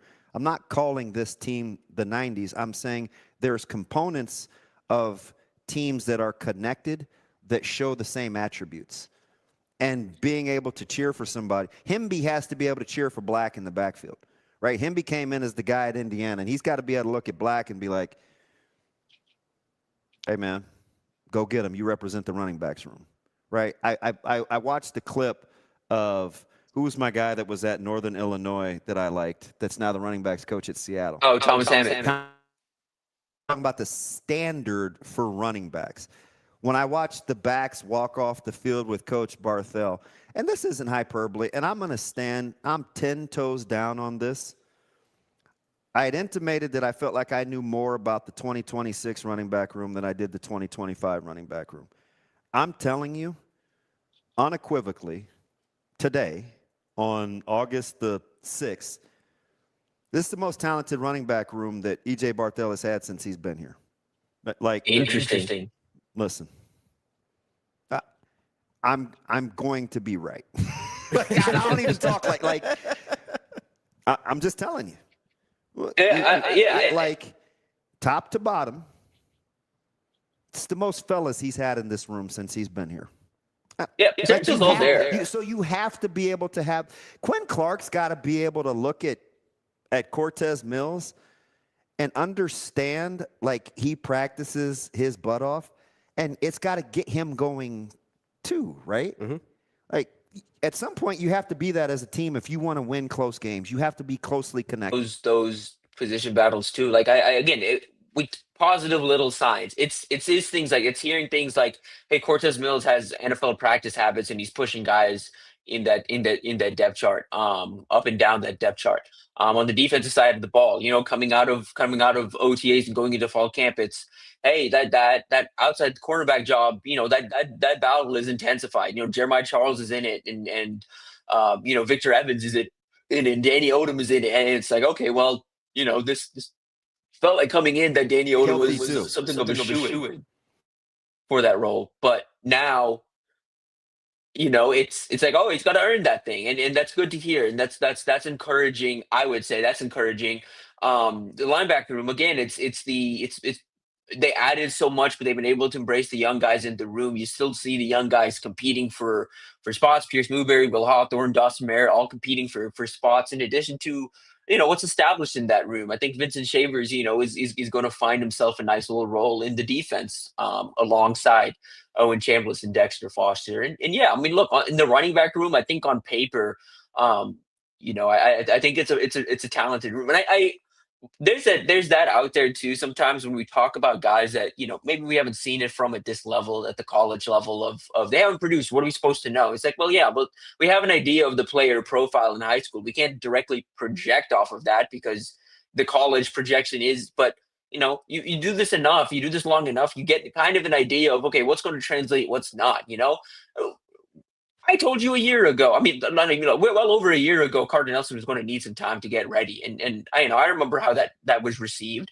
Like, you have an idea of how projection goes. You have an idea. So I say all that to say, with this running back room, and DB, you can speak to it from a pure talent standpoint. Yeah, this is the most diverse skill set they've had in there. This is the probably the best pure running back in that room is the youngest guy in the room. And that's a good thing. And the one question for me with Jamal Rule coming out of high school was, is he going to be able to put on the weight? Because he had a thinner, like, wiry frame coming out of high school. And so that's always you don't know for sure if that weight's going to come on easily or if it's going to be something of a struggle. That's just kind of how it is with guys that have that type of frame coming out of high school. It came on quick. It came on very well. And he's got the weight he needs now. Pleasantly surprised with how he looks at this point heading into fall camp. So he's, I think, the most well-rounded. Isaiah Mosey brings something different in the pass game. I think he's the best in the open field, probably has the best body control of any of the backs. Makai Nelson, is a chain. He probably does the best job of blending power and speed, just purely those two things. And then Quentin Ives, he's your short yardage guy. He's got some power to him. Tiki Hayes is in there. I wouldn't forget about Connor Booth. I think Connor Booth does some very natural running back things. So yeah, it's a diverse room, and that's intriguing. That's fun. I think my question with it is, Nebraska can't use all these guys the same, and so I'm excited to see what this looks like, but I'm also a little concerned in the sense that, okay, like, is it going to be a deal where they have this down when they need to have it down? Who needs to be on the field in certain situations? What I mean? Like, is that going to be? I think that will itself, but I feel good watching Coach Barthel navigate those guys. I was kind of loitering just because, well, number one, I like him, but I wanted to spend some time talking to Quentin Ives just because he's got a frame I wish I had, right? Like he looks. Anyway, people don't know what to do with the info, so I'm not even going to put it out there. But I watched those guys walk off the field, and I'm eavesdropping because I don't have anything else better to do. I just loiter.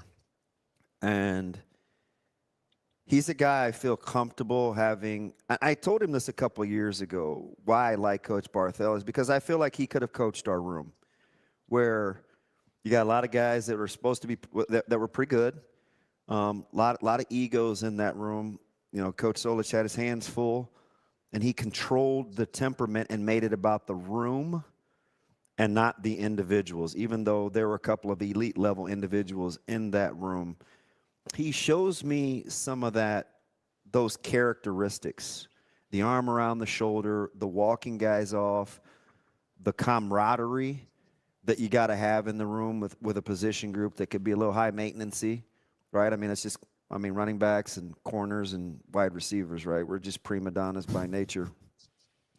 And so I feel confident that he's a guy that can control that room because of how relationally he talks to his guys. He makes it about the room and still understands the individual running back traits. Not everybody does the same individual because not everybody has the same skill sets. So some guys may work pass pro, some guys may work route running. Now they're EDDs, right? Everyday drills where ball security, footwork, there are things of that nature. But the way that he has specificity with amongst the individual guys is just fascinating to watch. Yeah, he knows his room well, and it's always fun to. I've had a chance to do it, here and there in like camp and stuff like that. Of just like kind of pick his brain on what he's looking for in backs, because even his eye for backs is very interesting. I mean, he doesn't really go with the. I mean, look at his 28 running back offers. He's not really going with the. He is kind of his own guy. I don't know what it is, but he knows what he is looking for.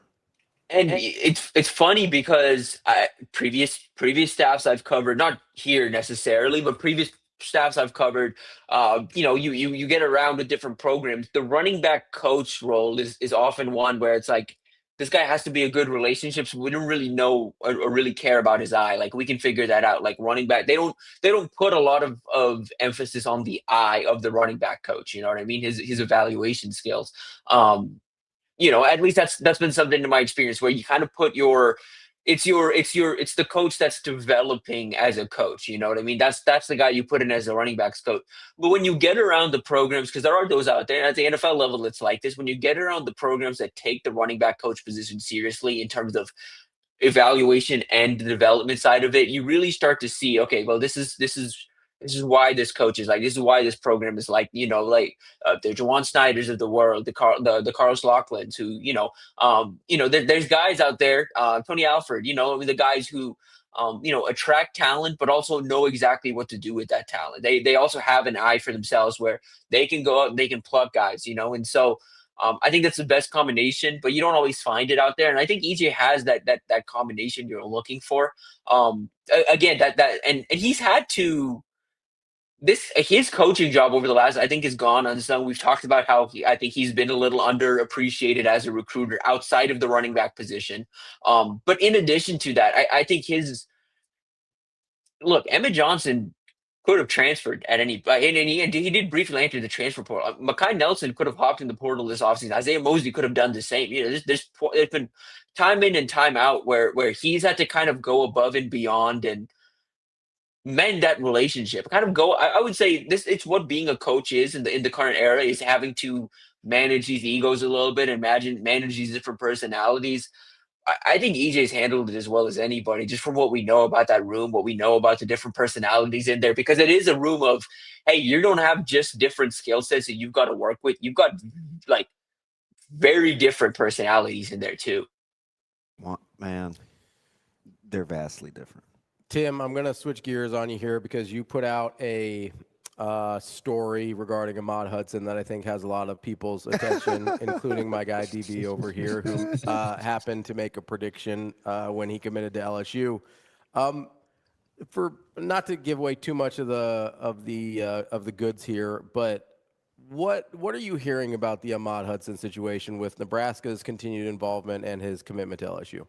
Yeah, I would recommend reading the story if you haven't. There's a lot in there. We talked for over 20 minutes. It's about as candid of an interview as I've done with him. He's been pretty candid with me, and I've appreciated that. But for me, there was some of that where I before I published, I was like, Ahmad, you cool with me putting some of this out there? I mean, this is on the record, just so you know. Again, this is going to be out there in the morning. But he was cool with it. And, I like how you do that, Tim. I don't do it with everybody. I mean, from a journalism standpoint, it's not one of those, but it's like on certain, like this interview in particular, it was hey, I know how this recruitment's going. I know you don't love the attention that comes with some of this stuff. Are you cool with me putting this out there? So yeah, I just had to make sure that was cool, and yeah, it was, it was cool. It went out there. So yeah, would recommend reading. There's a lot in there. There's a lot even that I didn't put in there. I'll address at some point, probably in tidbits later today. But to keep it short for here, look, Nebraska basketball, I think, and I've said this before, I think if Nebraska's going to pull this off, Nebraska basketball is a reason why. Look, the consistency on the football side has never changed. I put this on our board this morning, too, because someone had asked.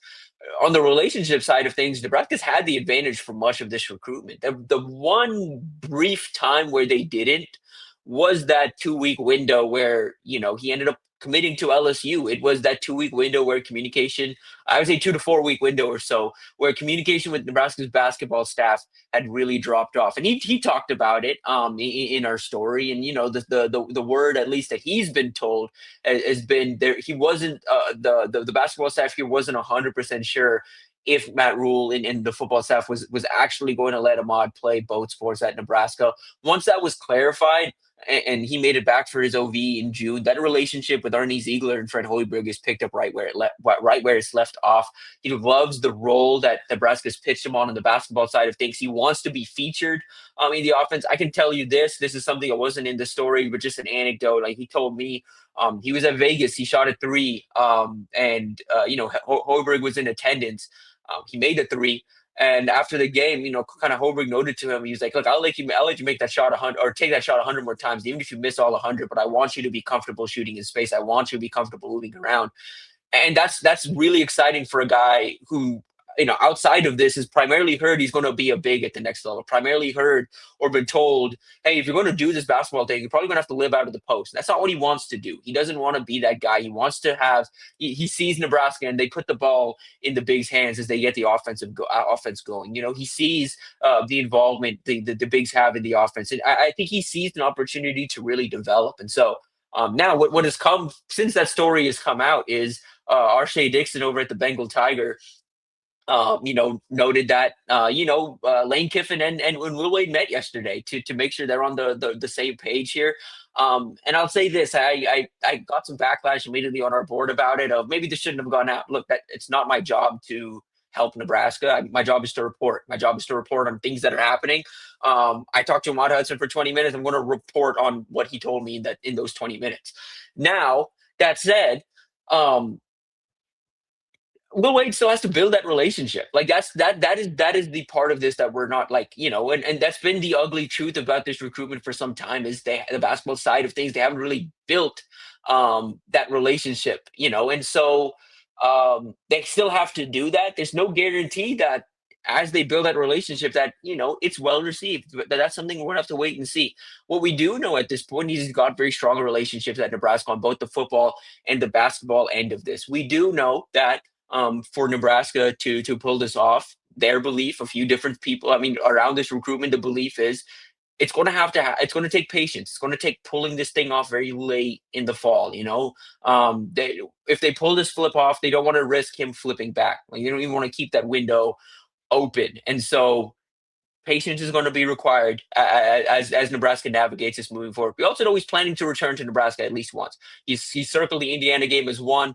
There could be another visit in there. I do expect him back at LSU as well. So we know those things. We know all of that.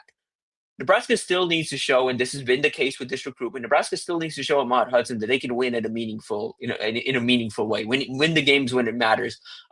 It's been something that's been used against them on the recruiting side of things, and it's going to be something that'll be used against them as they continue to push for this thing in the months to come if they don't take care of business on the field. So win games, hit that 7-8 plus mark. I would say plus ideally. If Nebraska can, and they're going to have a real shot at this. But patience is required in this recruitment. But Nebraska's not making this easy on LSU at all. This is not. I don't think they expected to invest this type of energy into an in-state legacy prospect, especially one that wants to play two sports, that with Lane Kiffin and Will Wade involved. But recruitments are, at the end of the day, are a relationships thing. You have to have a good relationship. And like he called it out, I don't think LSU has, especially on the basketball side of things, I don't think LSU's done the best job in building that relationship to this point in the recruitment. Tim, fair or foul? I'll let you out of here on this. Sounds like a guy that's standing on business. Do you want to drop the mic, Tim? I've been around you enough to know in person your delivery, right? You're standing on business. Look, I trust my reporting here. I kind of trust, my feel on this recruitment as well.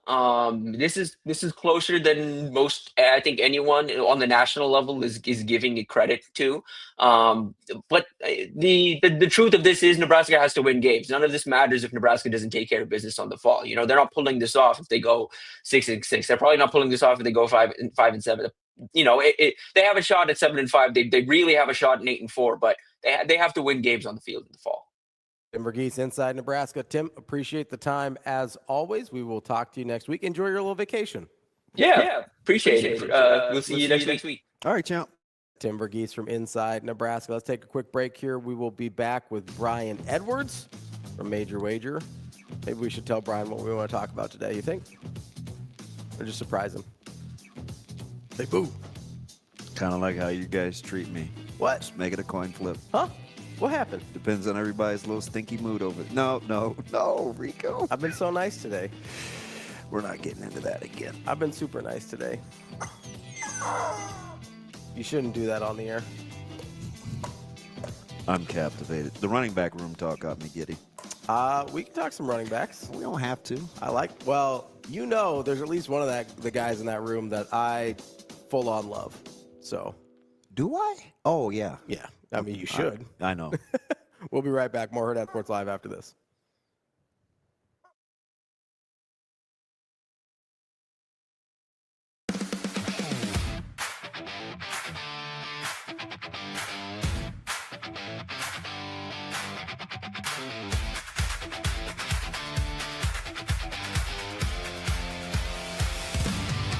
It's like they don't expect us to do whatever, but I feel like this team they don't know what's coming. Like we got a great squad, we got a great offense, great offensive line, everything that we've been needing, those pieces that we've been needing, like say for there to be an offensive line 1 year or whatever. I feel like we're bringing good guys, good transfers, good legitimate players that we can be a great team.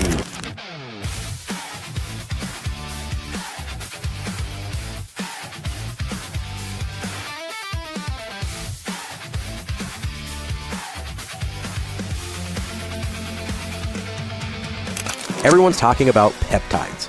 You are doing it right. At Next Gen Male Medical Clinic, peptide treatments are clinician guided, tailored to your goals, monitored for safety. Call today or visit nextgenmmc.com.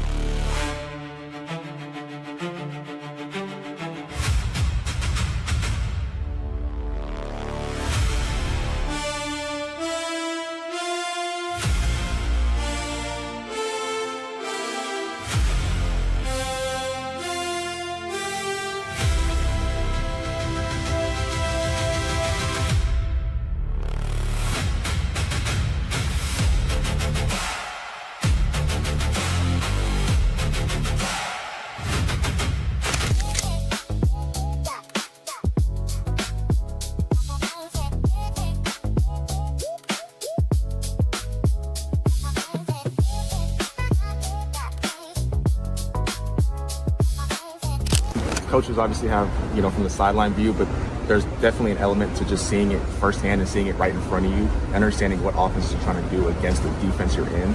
So trying to get guys to understand that this is the weakness of this call, this is what areas of the call we need to focus on, according to what schemes that they're in, based on the personnel, based on the formation, is definitely something that I take pride in. It's something I try to, speak on or help out.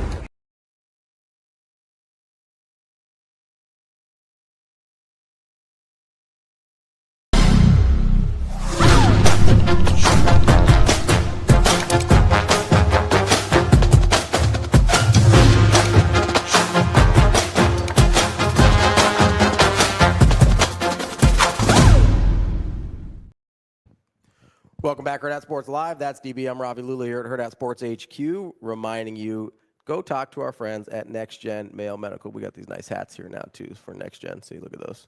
Avoid the glare there. Oh, look at that. That's a great-looking hat. Good camera work there, Rico. Next Gen Male Medical, 402-614-9700. Give them a call, whether you're what? Rico's not negotiating the camera. It's how you adjusted the hat. No, he switched to my single cam, though, so that you could see the hat better. Oh. See, look, when you try to show something off, I could just switch it so then nobody can see it. Boom. Look at that. Boom. Crazy how that works, huh? Come on. What do you mean? What do you mean? Can't stand that dude. Give him a call, 402-614-9700. Maybe you're going to be out at Pinnacle Bank Championship this weekend and have a few too many goose on the loose. Might need a little recovery. They can help you out, whether it's IVs, some of those vitamin shots that DB likes. Maybe you just want to. Nope, don't. Well, they can help you there too. You know, no matter with your grip strength, right? Like just they can help you strong with the testosterone. Hey, DB, for the podcast listeners, what were you just doing? I was showing Ravi that this chicken is bottom heavy, so it makes it easier to sit him down on the desk. Got it. What do you mean? That's all, Rico. That's all that was happening. There's the chicken right there. Give them a call, 402-614-9700. They will get you feeling your best. So there's a couple teams we're going to talk about with B. Edwards here when he joins us. And I believe he's ready. One of them in particular is very interesting. Let's get to our guy, Brian Edwards. It's Edwards. A lot of echo on that one. Brian Edwards. Sorry. Test 1, 2. Test 1, 2, 3. Why am I?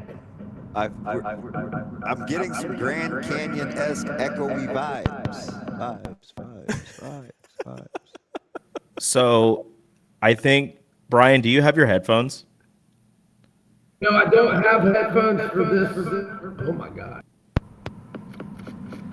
That was my other laptop. I believe it's so the echo's pretty bad, but then it's worse because the speakers on your laptop we're probably hearing it back.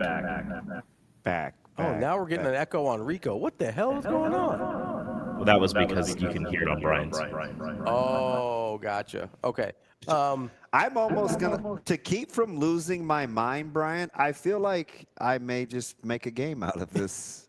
Well, why don't we pop Brian out for a second here? Yeah. You guys communicate him with what you need him to do, and then we will try again here in just a second. Yeah. Do you want to talk to each other? To who? To Brian?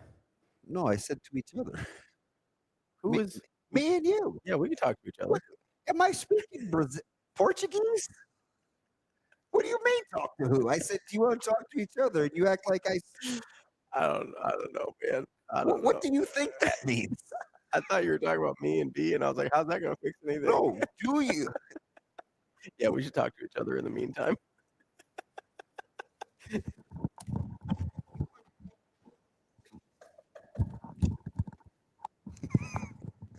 Sometimes you just have to take things off air. It's fine. That's correct. Amazing, I would like to stay in good graces with Bill, although at this point being fired would be kind of solve some dilemmas for you. God, you're a horrible person. I just been having to work with me every day. I want you to know that. I know you get sick of my shenanigans. Dude, it's out of control. What'd I do? Dude, what Brad did on Twitter is out of control. That was diabolical. Shane, can I send you a tweet to your, just text it to you and have you not be mad? No, he's gonna be mad. No, he's not. He's gonna go along with it. Can I send it to you, Liquidity? He's not talking to me. Shane apparently is working on his show. Caleb says as soon as TV echoed one time at the very end of the segment, I knew we were about to have some flashbacks of yesterday. Oh, this is how it was. I couldn't hear the echo at any point like we could there, so that's different. But apparently that's what the listeners were dealing with yesterday, which I apologize for. Oh, I apologize.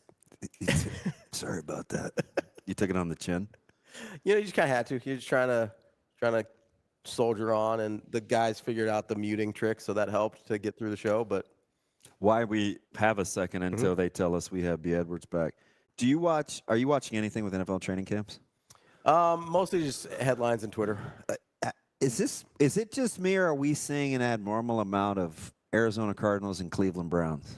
Yeah, I don't understand the Cardinals thing for sure. Like, I don't care about Jacoby Brissett. What are we doing here? I mean, I get like we have football today. Yeah. But I don't need all of Is it the Carson Beck starting thing? Is it the fact that Marvin Harrison Jr. apparently can't catch a cold? My God. That TikTok. This is part of the thing, not to bring everything back to the Big Ten, but this is part of my thing with Jeremiah Smith, right? Obviously a really good football player. Obviously a really good NFL prospect. Let's not pretend like a few years ago we weren't talking the exact same way about Marvin Harrison Jr., who now is really, really struggling in the NFL. Yeah. Do you remember what I said in Indianapolis? I know you were distracted because you didn't feel good. Yeah, I was Shaning all over the place. I'm not going to do it because I believe we have Brian back here. He's not had a great morning. I was like, after that stretch at Big Ten Media Days, remember he had the Louisville. He was dressed to the nines with the watch and the matching shoes and the blue. And I'm like, I feel shallow. He was doing a lot. I said, like, he's just doing too much for a guy that's that good of a player. He was doing a lot. Seems to be. I didn't go as far as to say he ain't going to make it because he's too talented, but you can give me good vibes. Let's see if we can get B. Edwards here. Brian, how we doing? Test 1, 2, 3. There we go. You sound like $1 million. Probably. Yeah, I don't know why it was echoing like that, but sorry. It's like most things with Ravi and Rico. It's their fault. Okay, let's blame it on them. Good. Is that what you say in all your relationships? It's not me, it's you? Yes, absolutely. I need to make that a T-shirt. Not me, it's you. Hurrdat Sports Live. It's not me, it's you. Big accountability group over here, B. That's what we are. I love it. I love it. Yeah. Good morning, gentlemen. It's important. It's important to keep others accountable also. Let me ask you something real quick before we get into the nitty-gritty of college football, B. Yep. How good do you feel about the potential matchmaking in the UFC going forward right now? I mean, I just looked at the 331 card and I was not impressed at all. But I loved that card in Serbia the other day. Did you watch? How many first round finishes? 8, I think. It was so. So the way that I look at a card, which might be different from a promotion standpoint, is how competitive potentially is what I'm going to be watching. Not just the fact that I'm watching it because I like it. So I looked at the discrepancy in the lines of favorites and underdogs. And I was like, well, how competitive is this going to be what I'm watching? Are you talking about this weekend or just Serbia? I'm sorry? In general, but in particular this past weekend. Like, like that at all? Like, even the president's card didn't have a lot of tight. Right, tightly lined. Yeah. Yeah. Couple big underdogs hit last week, though. So, I mean, like, I'm looking at this week's right now. Let's see. There's 3 that are inside of minus 180. But, I mean, yeah, there's a lot of minus 290, minus 300. Yeah, that's just too juicy. No, I hear you. Yeah. I don't know if that's a big change, though, is it? I feel like we've always got some, a chance on several fights to get some big underdogs. Yeah, and I do think one of the things that makes, if you like the UFC, I mean, there is that one-hitter-quitter submission, you blink, and it's over stopping power. So I think that's captivating to some. Yeah. Look, I thought the card 2 weeks ago when Ankalaev headlined, I thought that card was garbage. But last weekend, I had not heard a lot of those guys, but the card was outstanding, and I think they had 8 first-round finishes and set a record, modern-day record. 2 weeks ago, thumbs down. Last weekend, big thumbs up. B, it sounds like you watch UFC kind of the way I watch tennis. Like, yeah, I like the big names and stuff. My man's watching like the Biscayne Open. Listen, it was and the New York qualifiers in the Meadowlands. It was the Mubadala Washington, D.C. Open last week. He's watching DeGraat go to extras a couple of days ago in a 3-setter, having to win at 9-7 in a tiebreaker. Listen. Not that I did that either. I've never taken Ravi to be a big tennis fan. Oh my gosh, B! If you ever call this guy and he doesn't answer, he's not doing anything constructive. He's just playing tennis. Listen, it's good for your fitness. That's constructive. Yeah, that's good exercise. And listen, I'm not a use the phone guy, right? I use it to like get on the internet. I don't use it to call people. Right. I'm 0 for like my last 6 and catching him the first time I call him. He's batting 1,000, whether it's 9 a.m. or 6:30 p.m. There's a chance a racket was involved. That's my percentage on calling you back, though. Oh, he bats 1,000. Okay, there we go. Your boy always calls back. That's all I'm saying. That's all I'm saying. There we go. Listen, I think he's addicted. Yeah, maybe. I play a lot. Yeah. I also watch a lot. I will say though, B, if you're ever looking for you can get some pretty good live odds lines on tennis. I've got a couple of buddies that play it. Capped correctly. I know I've got a good buddy that. Like if you know what you're watching, the odds are not right a lot of the time. They go real heavy on names and not like you could have made a ton of money on Fritz losing yesterday because he played in a final 2 days before because the one in DC got delayed by rain and then had to turn around and play a match like 36 hours later. You could have cleaned up on Taylor Fritz losing a little bit. If you know what you're watching, it's lucrative. Are we getting down to the truth here, Damon? Ravi is addicted to live gambling on tennis. Yeah. Oh, I love live lines. So I messed with him about that years ago. He would say these weird things like, "Oh, in the third quarter it was such and such," or at halftime, and I was like, "Do we need to talk?" Because you didn't strike me as that kind of guy. But he's like, well, with 7 minutes left to go, they were like minus 800. And I was like, how do you know? Yeah. But hey, so does Nebraska have mobile live gambling or do you have to be in Iowa and your phone be in Iowa? So you either have to be in Iowa or, and I know this is probably bad for your business, but some of the prediction markets have kind of filled that gap, which are legal technically for now. Okay. Boy, they're in trouble though, aren't they? Yeah. Once the nationwide legal online gambling thing happens. No, I think once you're betting on presidents and a teleprompter, you're going to get some heat. Yeah, right. You got to be careful. Who does that? The guy running the teleprompter. Yes. But no, you can get. I actually, me and a friend of mine who does this made a lot of money off of Yala, the female tennis player, a couple days ago. She got down a set, and then he ended up winning. I think he ended up getting plus 450 or something on her, and she ended up winning. If you know what you're looking at, there's a pretty good market for it. Yeah. So we say all that to say he's a degenerate, right?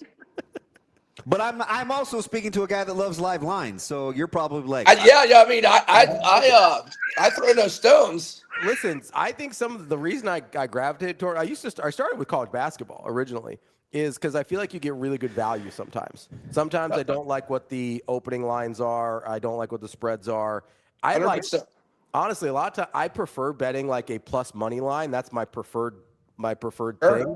And so I will wait and say, hey, I think this team is better. So if they get out to a slow start, I'm like, all of a sudden I can get the team I want at plus money to win this game. Like it's a value play for me. Yeah. Yeah. No, a lot of times if a team is favored by 6 and I'm like, I like them in this game, but I'm not laying 6. But if on the live line I can get them less than 3 and I'll have that game plan going in. And once I get the opportunity, done. So what do you guys do? Just keep clicking refresh? Oh, yeah. Absolutely. I mean, I do it on games I'm watching anyway, right? Like, so if I'm watching, that sounds miserable. Like if I'm watching a game, I'm like, hey, this isn't going how I think it should be, or it's like, hey, I think this is fluky. Like my most famous one was I bet on the Patriots when they were down 28-3 to the Falcons, because I was like, this feels fluky. Like this is weird. Yeah, there's a couple things here that I don't trust. The odds were great. Like you understand you're going to lose most of the time in that situation, but the odds are so good. You're like, hey, there's good value here. And over the course of time, you'll end up if you know what you're watching, right? So that was like my best one ever. But how many devices do you use watching games, B? Just out of curiosity. So if I'm in my office, like I'm in my office right now, I just use my laptop. I'm watching the game, but I've got 2 windows with 2 different accounts. Now, look, if I've already locked in a bet and I like where I'm at, I'm not sitting here watching it the whole time. But if I like I'm just the scenario I mentioned a minute ago, if I don't have a pregame bet and I'm looking for it to get to a certain number, yeah, I'll sit here and keep hitting refresh. Be my last live line thing. We've talked about this before, and then we'll get to BYU and Alabama. The last live line thing that I have is if you ever see Yannick Sinner in a tennis match and it's longer than 3 hours and 45 minutes, hammer the other guy. No cardio. He has never in his life won a match that lasted longer than 3 hours and 45 minutes. Is he overweight? No, I think it's because he's on steroids and he cramps up, but he's literally dead serious too. He's tested positive. Like that's not a hot take. Okay. And he cramps up like crazy. He played in the French Open, was up 2 sets, 5-1. And melted. And just like absolutely disintegrated. Like this is a thing with this guy. If you get him into deep waters, he will drown. All right, B, you ready? Yeah. I'm going to give you a stat. You tell me the quarterback in the team. You ready? Yep. This guy gets a lot of praise. College. He gets a lot of run. He's got a great head coach. He filled in on a humbug because the starter that everybody liked had to change locations. He threw for 3,000 yards, 15 touchdowns, and 7 interceptions. Bear Bachmeier? Very good, Brian Edwards. Bear Bachmeier. I should have said it earlier because I was starting to think it, but all in or all out on the presence of the Bear. On Bachmeier. I'm all in on Bachmeier. Well, I say that. Look, he had a great freshman year, and I'm all in on this BYU team. I love them over 8.5. But yeah, I'll say I'm all in on Bear Bachmeier. Not the best pure passer, but he makes up with it. I mean, he wears 47 for a reason. He likes to put his head down and run the ball. And I mean, true freshman year, wasn't even expected to start. Over 3,000 passing yards. Let's see. 527 rushing yards, 11 rushing touchdowns. And I love this team to go over 8.5, and I'm okay with a plus 500 or plus 550 play to win the Big 12. And I know people aren't going to love the touchdown interception ratio at 15-7, but his interception rate is really low. For the number, he threw almost 400 passing attempts, only had 7 picks. That's less than a 2% interception rate. So like that, I think that's more encouraging than maybe the ratio would lead you to believe. I agree. And then you can kind of add the rushing touchdowns to his passing touchdowns as well. And if you do that, you're talking about 26-7 TDINT ratio. Yeah, combined touchdowns. I kind of do the same thing with Anthony Calandria, honestly. Like he had the 10 rushing touchdowns to go with the 25 or 26 passing. All of a sudden, 35-11 sounds way better than 25-11. Yeah, did you guys see what Mullen said? Mullen nailed it yesterday. Did y'all see his quote that's making the rounds on Gator Twitter? That he would have made the playoff 3 out of his 4 years? Yeah. Yeah, and he's not lying. And he didn't have the brand new $85 million practice facility to use in recruiting like Napier did. He's not lying. I don't know why Gators are getting on him. I almost retweeted it and said, yes, Strickland.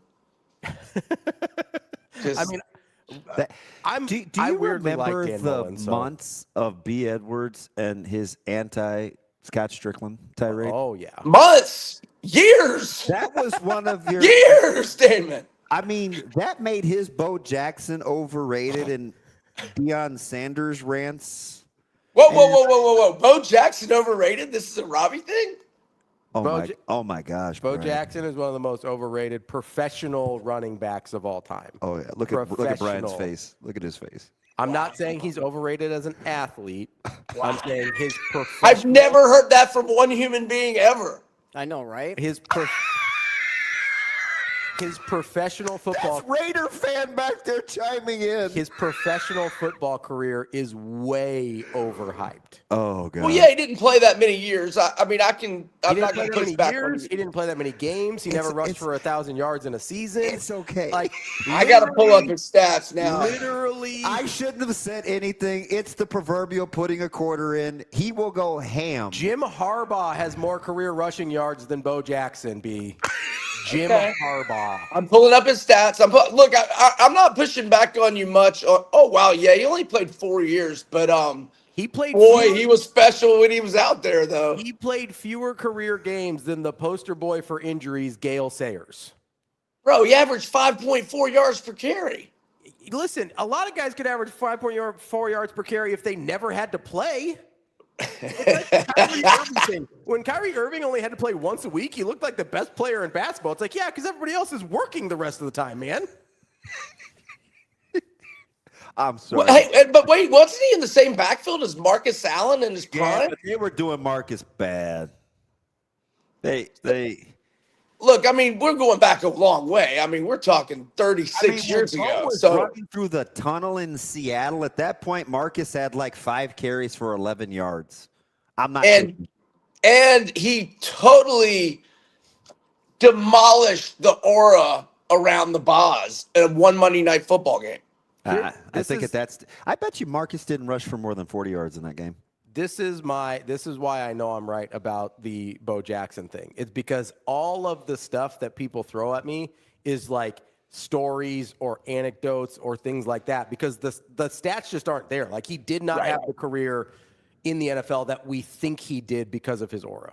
Right. Well, you're right on that. You're right on that in general, but I just the general statement of he's overrated, I think is. You know where this started is we were having a conversation. I think it was Lance. I think it was Michigan Lance. We were having this conversation with one of our listeners about the best running backs of all time in the NFL. And he threw Bo Jackson's name in there. And I was like, that's not even. Right. You're right. That's not even in the conversation. Because we were talking I'll give you that. He skipped like Adrian Peterson or somebody just like glaring in order to put Bo Jackson in there. I go, what the hell are we doing? I mean, I'll give you that. Yeah, I'm looking at the stats. I mean, he only played 4 years, and he never played more than 11 games. But there were circumstances, and sure, but some of those circumstances were by choice. He wanted to play baseball. Like, that's not 100%. That's not the injury thing. He wanted to do other stuff. 100%. I'm 100%. We didn't even get to the win totals. If he was like acting or something, we wouldn't give him a pass. Like, if he only played 11 games a year because he was like doing movies, we wouldn't be like, oh, that's cool. Look how talented Bo is. This guy doesn't love football. No BC, no blaming, complaining, deflecting from me, Brian. I own the fact we didn't get to Alabama and BYU. All good, buddy. Not have said Bo Jackson. He said right. He said he loved them over 8.5. So we got to one of them. We got to one of them. We can talk Alabama next week, and I thoroughly enjoyed the combo as always. We only have like 3 more weeks where we can kind of shoot the breeze because we're going to have games coming up soon. I've got another one that I want to give you along with Bama. Okay. They're in the Big 12 as well. I want to talk K-State. Ooh. Okay. K-State and Bama. Sounds good. All right, buddy. All right. Enjoyed it, gentlemen. Y'all have a good one. Thanks, B. That's Brian Edwards from Major I need you to Wager. calm down. Listen, this is your fault. I just said no BCD. Here you go blaming me. Yeah, because you already took it. I'm keeping other people accountable today. We'll take a quick break here. We got Michael Bruntz, Husker 24/7 coming up next.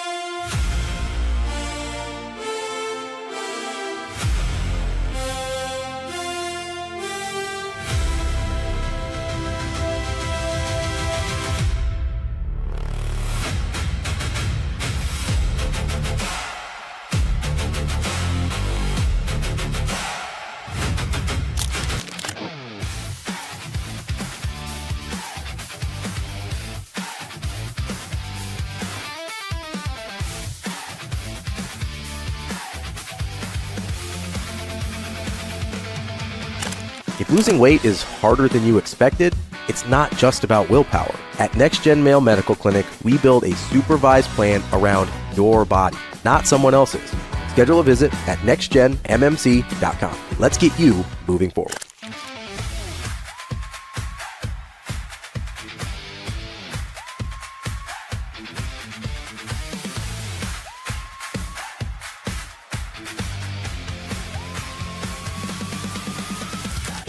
Michael Jackson. Yeah, so every time you get a kill, you'd be like, hee hee. Probably Lana Del Rey. She's been my answer all day. I feel like such a bot, but Lana Del Rey. Michael Jordan, easy answer. I love MJ. So if Michael Jordan could come to my game, that would be a highlight of my life for sure. Kevin Hart. I think that's what was my answer the last 2 years. I want Kevin Hart to come. I've been going a lot with Zendaya today, just because she's one of my favorite actors, songwriters, everything. She does everything, modeling. Oh my gosh, Billie Eilish. I love Billie Eilish like to death. Jason Sudeikis and Paul Rudd, because they do a lot of stuff in Kansas City with the Royals, and so I think it would be cool if they came. I would have to say either Rihanna or LeBron. Say Louis Tomlinson, One Direction's ex-singer, yeah. Steph Curry, please let me know. Hit me up. I met you a couple months ago. We'll be in touch.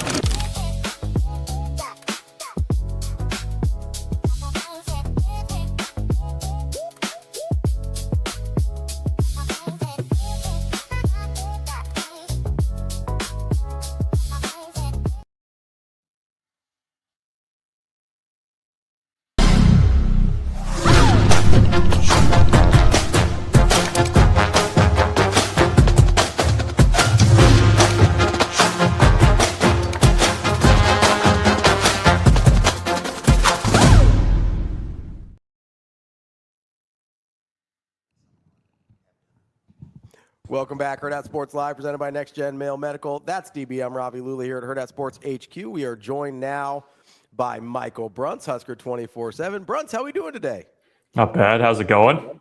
Bruntz, you kind of have that crazy look on your face. What was just going through your head right there? He's looking at us like, what are these yahoos doing? Well, I caught the end of the last segment.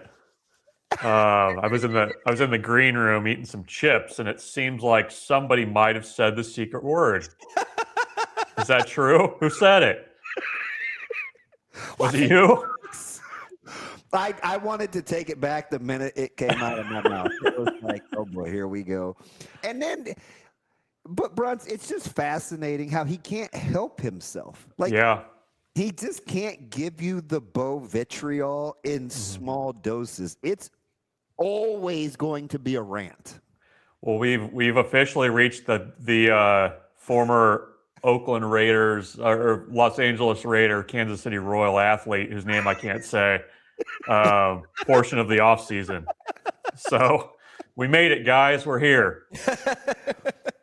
And you know what's funny too is I let it slide because I always get most of the heat on this show anyway, so I try to stay out of the fray, even though I tell on myself because I'm a storyteller. It's a Broncos thing, and I know I kind of feel like this, but I know this one. It's kind of how I feel about John Elway. Oh, I know. Is that real? Is that true? You're gonna push me over to Ravi's side like that? Jeez. That was the most Bruntzian response ever. Oh. That's a take.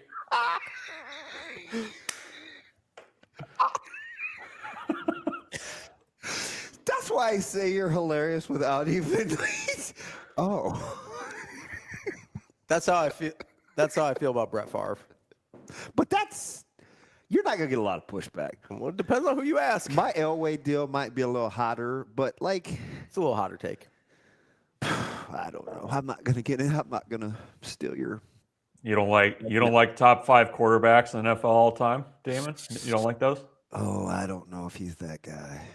Top 5? I don't think he's top 5. Top 5 runs? Now Ravi's pushing me back to the middle. I'm in the middle now. I don't. Top 5 is. I mean, okay. So we can. Nope. Brady. I'm not going to entertain this conversation, guys. Can I just ask you a quick one? Yes. Okay. Fandom aside. Uh-huh. All things being equal. Yes. Young or Elway? Steve Young? That Young. Elway. Steve Young had a much better group around him. You guys. I also think we're talking peak versus career. Like the career accolades are going to look better for Elway because he was a starter for longer. But do you know why I use those two? Because Elway was a great athlete. Yeah. He gets a lot of credit. I mean, dual sport guy and could run around and make plays. But if I needed a guy to run around and make plays, I'm more inclined to take Steve Young. Sounds kind of like Bo Jackson. Yeah, except for John Elway decided to play football full time. I like Bruntz. Elway was a pretty good baseball player too, though, for being honest. But He was, but instead of short career, instead of being like, "Hey, I'm going to split my time and only play 2/3 of an NFL season, and then people are going to forgive me for not producing." And I definitely wouldn't fight you over Elway over Young. My point was mainly like I just wanted to see if you'd give it pause because I just think athletic. I paused. Yeah, I paused. It's not like I definitely wouldn't arm wrestle if people took Elway over Young. I use him as a guy that I think flies under the radar for how really, really, really good he was. And I think like the minute he got to San Francisco, he gave a really good coach pause on how quickly we could move off of Joe Montana. A guy that I think consensus coming from Tampa Bay, right? Somebody had to see something. And I think consensus people think Montana is a top 5 quarterback of all time.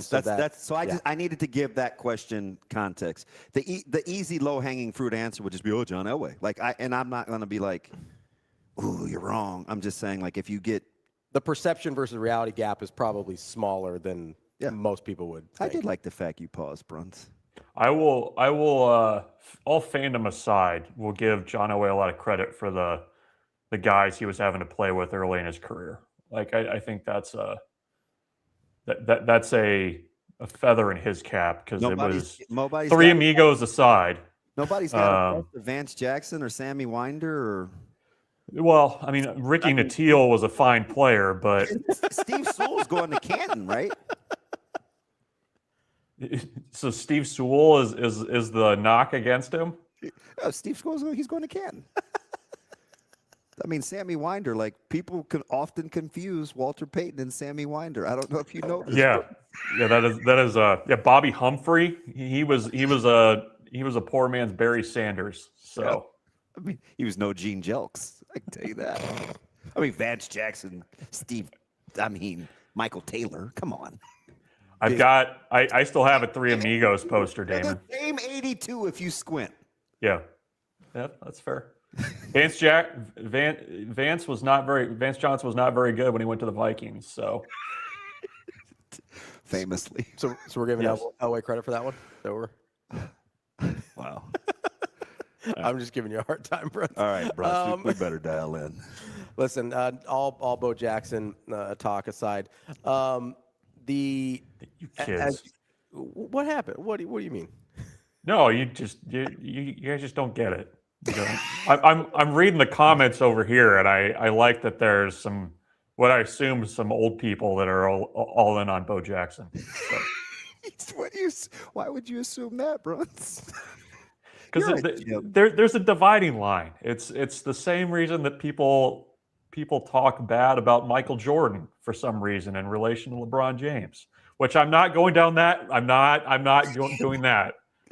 We're too far into the preseason to start that conversation. It just seems like there's a generational divide at some point that people have forgotten that there were sports before like 2000. So, Bruntz, you're only like 3 years older than me. Dude, I know. Your old man takes are always fascinating because you should have been born in the 60s. There's no question. Yeah. So Yeah, I mean, I think that you just have to have an appreciation for. Some of us watched those games on VCR. Some of us recorded those, didn't we? That's how I know how good Steve Young was. I have the VHS, baby. I've got John Elway's greatest comebacks queued up on the VHS. Anytime you guys want to come over and watch it. You know what's funny is I actually had the Broncos-Packers Super Bowl recorded. I probably watched that like 30 times. Because of your love of John Elway or your anti-Favre takes? No, I just really liked it was one of those things where I wanted to watch more football, and there's like an off season, and I was just like rewatch stuff. Yeah, that's fair. I mean, you had to do what you had to do back in the day. Yeah, you couldn't just like queue up NFL Network and watch like the great or BTN and just watch, hey, it's Nebraska Day on BTN. Let's watch the famous Big Ten Nebraska team take on Miami in the Orange Bowl, right? Yeah. For the record, it took me like 25 years to watch that game. Why? I just never got around to it. I'm pretty sure I knew the ending. Hey. Somebody told you the result though, right? Damn. It's kind of when I watched Tulsa King 4 years later from when it came out. It's like, don't ruin it for me. Hey, don't tell me what happens at the end of season 1. You're like, that was like 2020. Devil's in the details. Bruntz, talk to me about, because it's different, right? Dan Lanning came out day before yesterday, and he said, this is on social media. I went back and watched the context of how he said it. He said, Oregon, I could see us rotating between 6 to 8 linemen. And I clipped it. I sent it to L3, and I was like, hey, remember my hot take in February where I said, I'm just not sure about Oregon up front. And I said that's different than if Nebraska said we could play 6 to 8 linemen, because Gatula, Sledge, and Canuck have all played at a decent level in Power 4 football games. Do you buy that argument that because the comments in the Oregon section were all, this isn't good, we need to settle in, we've got too much around us. Like, just the comment section on social media was overly pessimistic. Yeah, if we said that here, we'd be like, oh, that'd be the first time in fill in the amount of years. Do I lack objectivity if I try to convince you of that? You mean offensive line? Yeah. Yeah, I don't know. The other name that, by the way, the names you mentioned, I think are good there. Preston Talmua's name keeps coming up from guys. That's fair. That's fair. Because at first I was like, Justin Evans mentioned him in Chicago just kind of without prompting, but he just called him Preston, and I was like, who's Preston? And I was like, oh, right, okay. So he hit Sledge with Sammy. I was like, who? Bob? Yeah. That took me a minute too. I was like, you need like the quotes, the parentheses with the last name there to help me out. So would we be concerned if Nebraska played 6 to 8, or is that what you're? Yeah, it's different. How in Oregon we look at that as a negative, but at Nebraska we would look at that as a positive. Yeah. No, I mean it's. I'd be eager to see at Nebraska how deep they get with that group, because you got your 5. Gatula slots in there somewhere. Yeah. I don't know, and it'll be. Sledge is really good. Yeah, well, and he can play 2 spots, which helps you if you need him to. But yeah, I mean, how will Jeep kind of handle that? I think in the spring he said that they wanted to get to 7 or 8. I think, and I don't know. Sometimes that always feels like a little bit of an off-season talking point. Of I agree. Yeah, we'd love to have 8. And then when you get to the season and it's, you're in the bullets are flying. My guys. You got 6. Or like wide receiver depth is kind of the same way too. And that's not talking about this year's team, but it's always like, wow, we got 8 guys that can play. And then you get to October and you're rotating 4 or 5. But I don't know. I mean, it's, with this particular offensive line group, the fact that you do have some flexibility with guys like Tyler Knack, with Talmu is kind of the same way a little bit too. I think he's got a guard tackle background. Gatula, I think, can play a number of spots.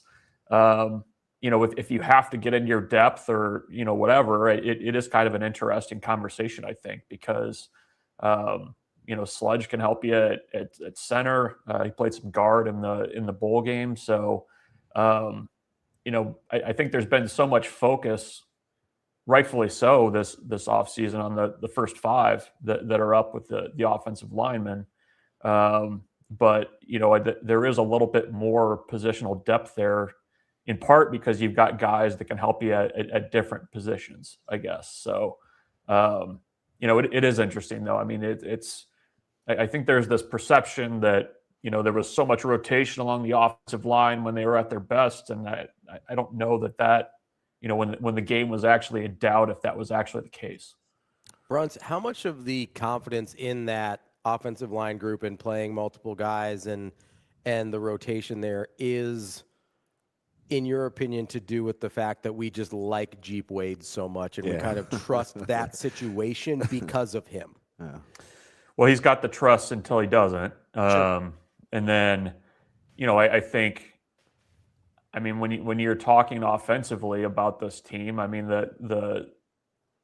I think the top two reasons for optimism are the offensive line that you've rebuilt and the fact that you have a new offensive line coach too, that, I think are pretty good coaches and have a pretty good handle of that thing. So, I do think, though, that there is, when you start digging into snap counts and experience and that kind of stuff, I mean, it is nice to have a guy like Gunnar Gatula, who's not even in the conversation right now for a lot of people, who has Big Ten starting experience. So that's nice to have. And it's, Tyler Knack has played multiple spots. Sam Sludge has been around the program for a long time. So it's part of it's Jeep Wade. I mean, I think you also need to see what this is actually going to look like on the field too. I mean, he's in the honeymoon period, and rightfully so, with the amount of recruiting he's done and the enthusiasm with which he's done that. But,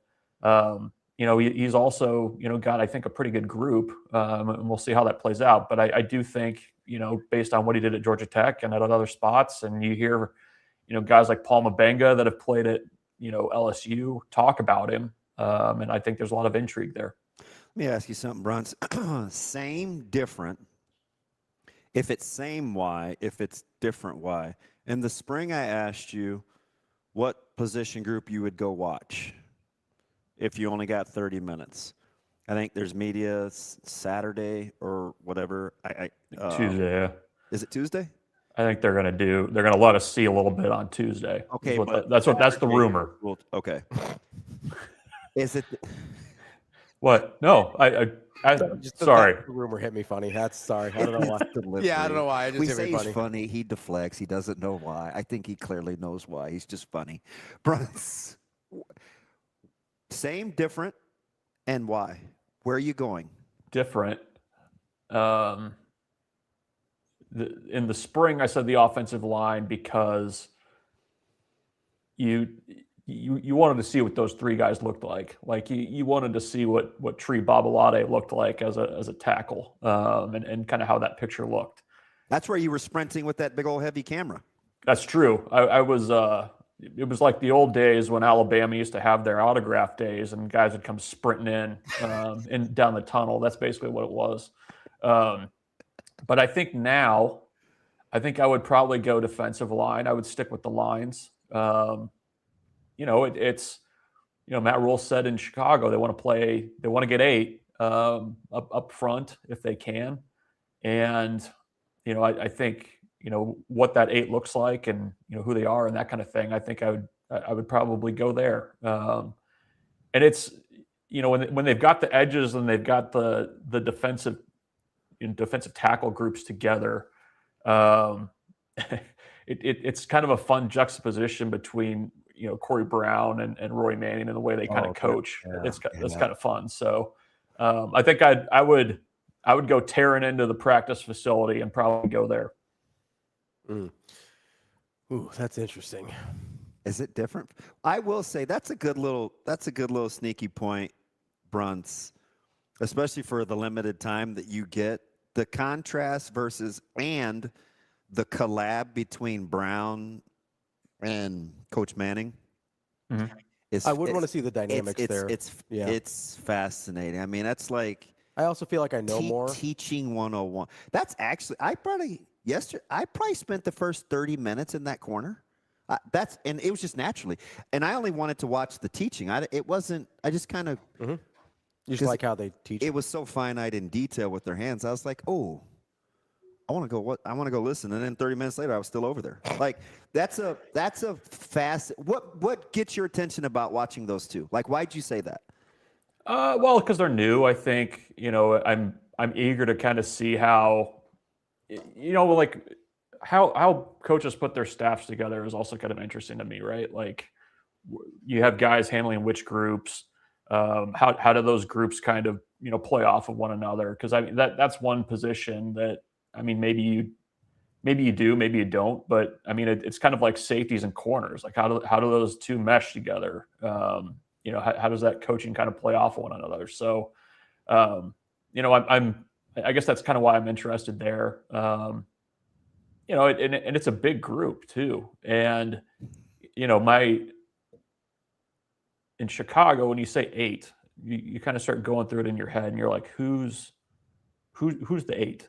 Like, is there more than 8 that are there? So I think just kind of seeing that group up front, up close, and also, I haven't seen them, coming off of the summer. Like, are guys bigger? Are they, I don't think we need to get into the discussion about, size and whatever, but, I am kind of curious to see how those guys kind of reshape things. So, like coming out of the spring, Jasir Whittington talked a lot about, how important the offseason was going to be for him and weight and finding the right balance there, things like that. So I think that's probably where I'd go. Bruntz, how long would it take you to get to the safeties and Tyler Yelk? Well, they're all the way over on the other side of the field, so quite a while. They actually are. They kind of tuck them away in the back. They're the furthest. So it'd take me a while. But no, I mean, I think that's a group that's, very interesting. That whatever that corner spot's going to be across from Andrew Marshall is going to be interesting. Not only where it starts, but maybe where it is in, let's say, like October. I think. That might be critical for the defense as a whole. And so I think that's where if I could see over there, and you might need to get like the binoculars out and really get over there, but that's where my interest would lie. You have to kind of it's weird because you'll learn more as the season starts. But if Nebraska has different starters or integral parts on the defense later in the season than earlier in the season, could you convince yourself that that's part of the development of players? Yeah. I would. I think so. I mean, I think that's why, and it's not. I don't think it's a matter of indecision. Like I wouldn't view it that way. I mean, based on the personnel or kind of how they're built from a competitive standpoint. Well, I guess those are kind of the same thing. Kind of the same thing. I think it's also where guys are at in their careers. Like if they're younger, if they're not. I think that's kind of why I think that. I mean, the defensive backfield. I think the running back spot is kind of the same boat. Where like are guys going to, what's it going to look like week 1 versus when you're boarding the plane going to East Lansing. I mean, those are kind of. I kind of put those in my head in kind of the same group of, this might look a little bit different based on what you see the first 3-4 games of the season. So you do put running backs in that category? A little bit.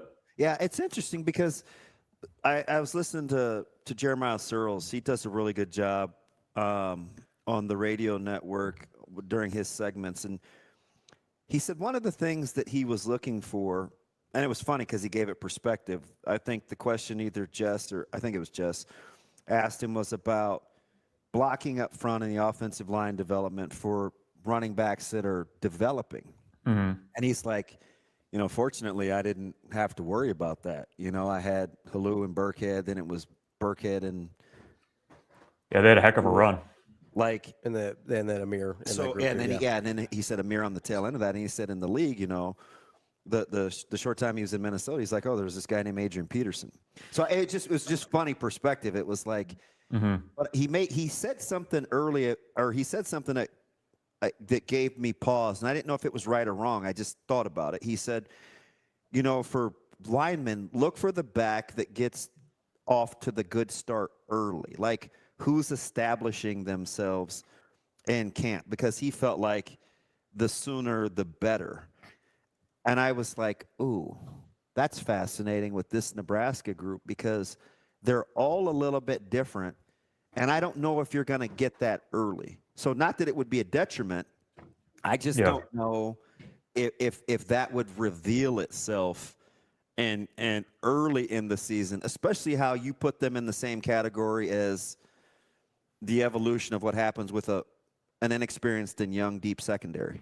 Well, and not only that, but like, are you for the running backs? Like, are you also like for younger guys? Like, yeah, you're going to get guys can establish themselves early, but there's also probably a little bit more volatility there too, right? Like, I'm assuming, like maybe I'm wrong, but not only the running piece of it, but also pass protection. I mean, I'm envisioning there's going to be some days where guys have really good days and days where maybe they don't, just because you're new to it. A guy like Jamal Rule probably didn't have to do it a ton in high school, and it's a little bit different when you've got somebody like Owen Chambliss coming across your face every day. So I think that's kind of where I put it. It's a good point. Like, I absolutely a good point. I think that's why you probably also, whoever establishes themselves kind of early in camp and that first scrimmage or whatever, there's probably some benefits to, momentum and you do well early, you start getting a few more reps, that kind of thing. But, I think there's, in my mind too, at least a little bit of like, can you also do it when the lights are on? So I don't know. And there are some guys, because running backs are weird. A lot of times when you see it early, you know it. But there are some guys that, are going to take a little bit of time. Like, I look at this is a weird analogy because it's Kansas City, but a lot of people follow Emmett. It's like DeMercado is going to be a guy that's going to, I think, is a really good back in Kansas City. I think he's going to be a sneaky good fantasy pick. I think he's going to play a significant role, and people are going to wonder where he came from. So sometimes it can happen like that. And I have seen, the really good backs that they pop early and people say, oh, you just know, right? Mm-hmm. And I'm always a little reluctant because I've been fooled a couple of times, right? Terrell Newby got me. Leon Jackson got me. Where I had it took me a little time to recalibrate. Aaron Green got me. I didn't see it early, but it was really good late at TCU. So I'm a little slower to go. There's some things that I look for. And I say all that to say, what do you look for? Effort. Like, how hard you have to work to get the desired outcome. I like a little smoother. I like a little more natural. That's kind of what my eye gravitates towards. But I look at a guy like Ives, who I watched really close yesterday, because he's the one guy whose physique doesn't look like the others. He's sleek, he's long, he's high cut, he's older. And so I just was kind of watching him, and I'm like, he's vastly different in just 8 months. And I'm not even going to say to the good or to the bad, because, again, people don't know how to handle that. But remember, he was the short yardage guy, and he had the thick trunk. But he looks different to me. Yeah. Like, he's not the same person. So I always wonder with running backs, I think I'm a lot more patient, because some guys aren't as complete. One of the reasons I like Portis is because he could run behind base and doubles, or he could run zone. Right? There aren't a lot of interchangeable backs. Some guys are like duo zone guys. Some guys are hit it, split it, power, counter kind of guys. Some can do it all. So I found myself being a little more patient with running backs. That's fair. That makes sense, but yeah, no, it makes sense. I don't know. I mean, I guess that's why. I mean, I would be surprised if there was like a very clear pecking order right out of the gates that stayed exactly the same. You know what I mean? Like it feels like there's like EJ clearly got better, pressing the point of attack, not making moves behind the line of like it took time, and then his feel got to be really good, right? But it's like he got better as he went along. Yeah. No, I mean, I think that's a pretty good example of somebody that maybe you wouldn't want to, say you had the book on right out of the first year, So maybe there's some of those guys in that room right now.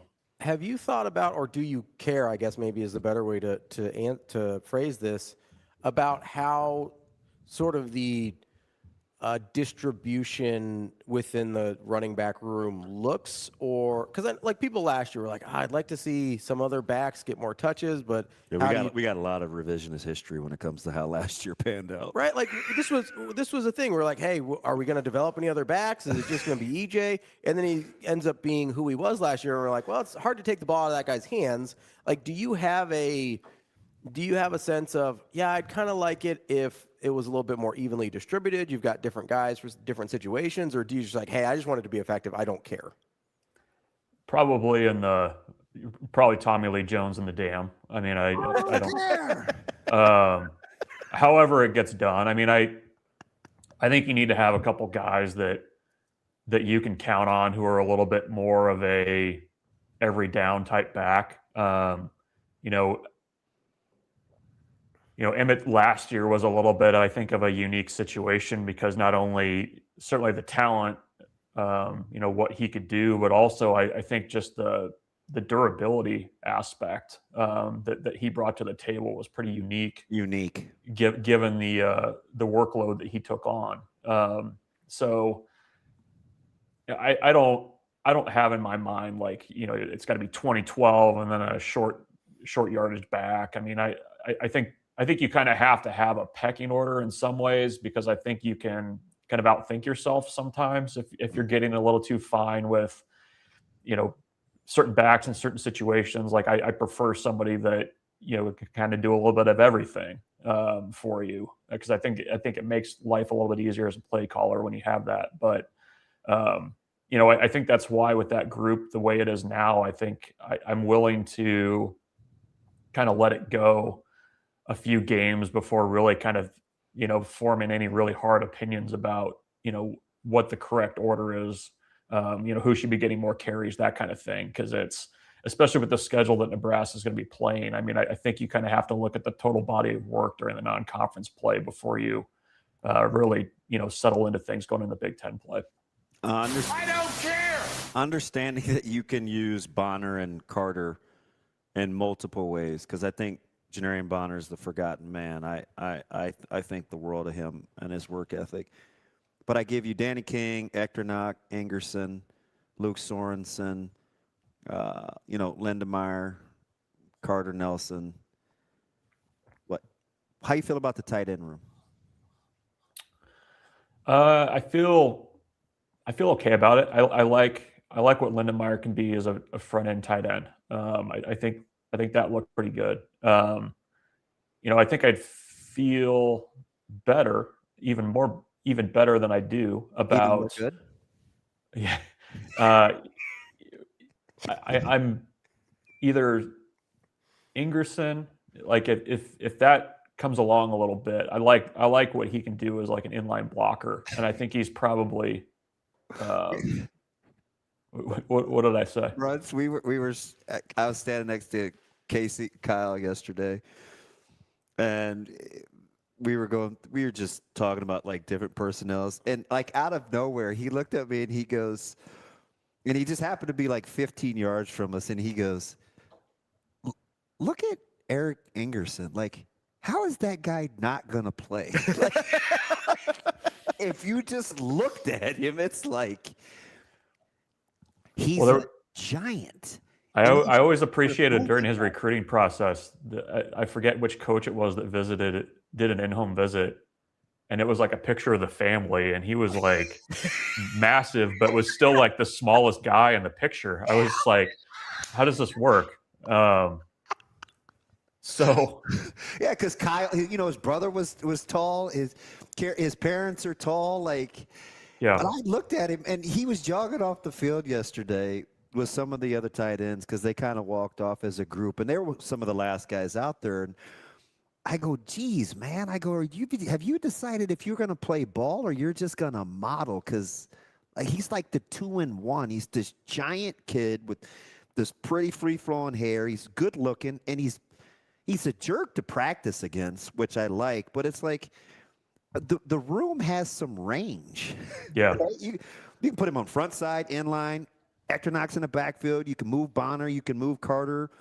Danny King's really I think they have some range within the room if they can figure out how to piece it together. Well, and even Sorensen. I mean, he started out as an offensive tackle. Yeah, he moves people. You can tell he's got O-lineman in him. He's a great blocker. He's also, from talking to our people in Southern California, one of the more underrated athletes at that size that they had, I mean, he's out there doing 7-on-7 at that size. Like it's, pretty good picture there. So, that's a group that I think the pieces are there. It's just how does everything kind of fit together, who emerges, that kind of thing. But, the mix of guys is very interesting. And then, can Carter Nelson get going? He was behind the 8 ball last year with the injuries, missed the spring, position change, was basically trying to learn tight end on the fly during the year. So he's kind of the ultimate X factor on that offense in my mind, is like, how do you kind of unlock that? What does that look like? And, because I think he's a pretty good talent. But he's just kind of been up against it with injury circumstances and whatnot. So, maybe I would have gone there, to go back to your original question, is I would go defensive line and then hope that the tight ends are somewhere nearby so I could see them too. Yeah. Because I've kind of been talking about them in the off season. So I was just looking for confirmation, because sometimes I listen for what I want to hear, or I see what I want to see, but that's not a room that I'm like, ooh, I'm kind of concerned. Like, because I like Coach Satt's individual. I like how he teaches. He's hard on guys. He's really demanding because he sees big picture. And I think it's a underappreciated. I don't know about underrated yet. I don't want to set expectation levels for talent, but I think it's a underappreciated room. Well, if you were ranking what you talk about in the offseason on offense right now, tight ends, it's DFL, right? Like that's we were doing like season preview stuff, and I was like, man, we really haven't talked about that group much at all. I think part of it's just kind of wondering, how all this is, what that picture is going to look like. So I don't know, but there's some interesting pieces there. And you have a position coach who doesn't say. I mean, he's business. He's all business. He ain't about so that room kind of fits his temperament. Yeah. Well, I don't know. Going back to a few of those bigger guys. I mean, I can't recall a tight end room at Nebraska that's had that kind of just beef to it. I mean, there's some big humans in that room. Wait till you see Bonner up close. It's like he looks 40. He's enormous. And he's just this big, yoked, grown man, this full face, and even yesterday, I was like, can I talk to you for a second? Was that after he shoved you in the locker? Like he... Well, he was coming off the jugs machine, and there wasn't really anybody out there, so it was awkward. But I just wanted to walk with him. You think he was going to steal your lunch money or something? Like, what happened? Yeah. Okay, we're doing too much. I put up with the locker thing. Bruntz, we appreciate the time. As always, great stuff. We'll talk to you later. Yep. See you guys. Thanks, Bruntz. That's Michael Bruntz, Husker 24/7. Let's take a quick break here, then we will wrap up the show. You're stupid. That's DB. I'm Ravi Lulla. We'll try not to lose any lunch money here on the way out. It's Hurrdat Sports Live.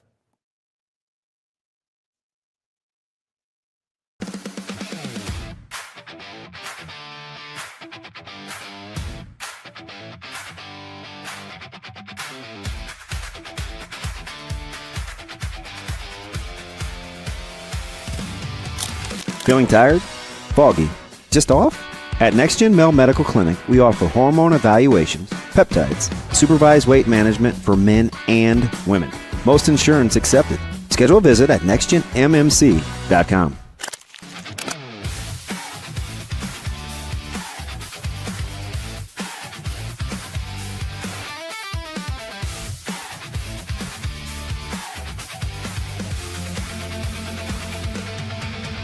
Actually, this past year at the Super Bowl, and when it was in San Francisco, I was at a dinner for Gatorade, and I had wanted to introduce myself to George Kittle, and him and his wife had both said that they had watched us play before.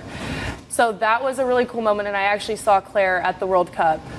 What was that, 2 weeks ago? So that was a cool moment for me, because I'm like, see, like, these people are seeing it, like, they're watching. I would say that one was pretty cool for me, and I also think Claire Kittle is just, like, the coolest person ever. I think she's, excuse my language, I think she's a badass, but that was definitely a cool one. And then Tom Brady, probably. Ooh, I know that is cool. I know Tom and I have some connections to Michigan. Obviously, he played there. My uncle is the AD, godfather. And I believe that he knew my dad to some capacity, so I know there's a connection there. But that was pretty cool. He shouted you out in his Instagram story too. Yeah, he did. That was cool. It was cool.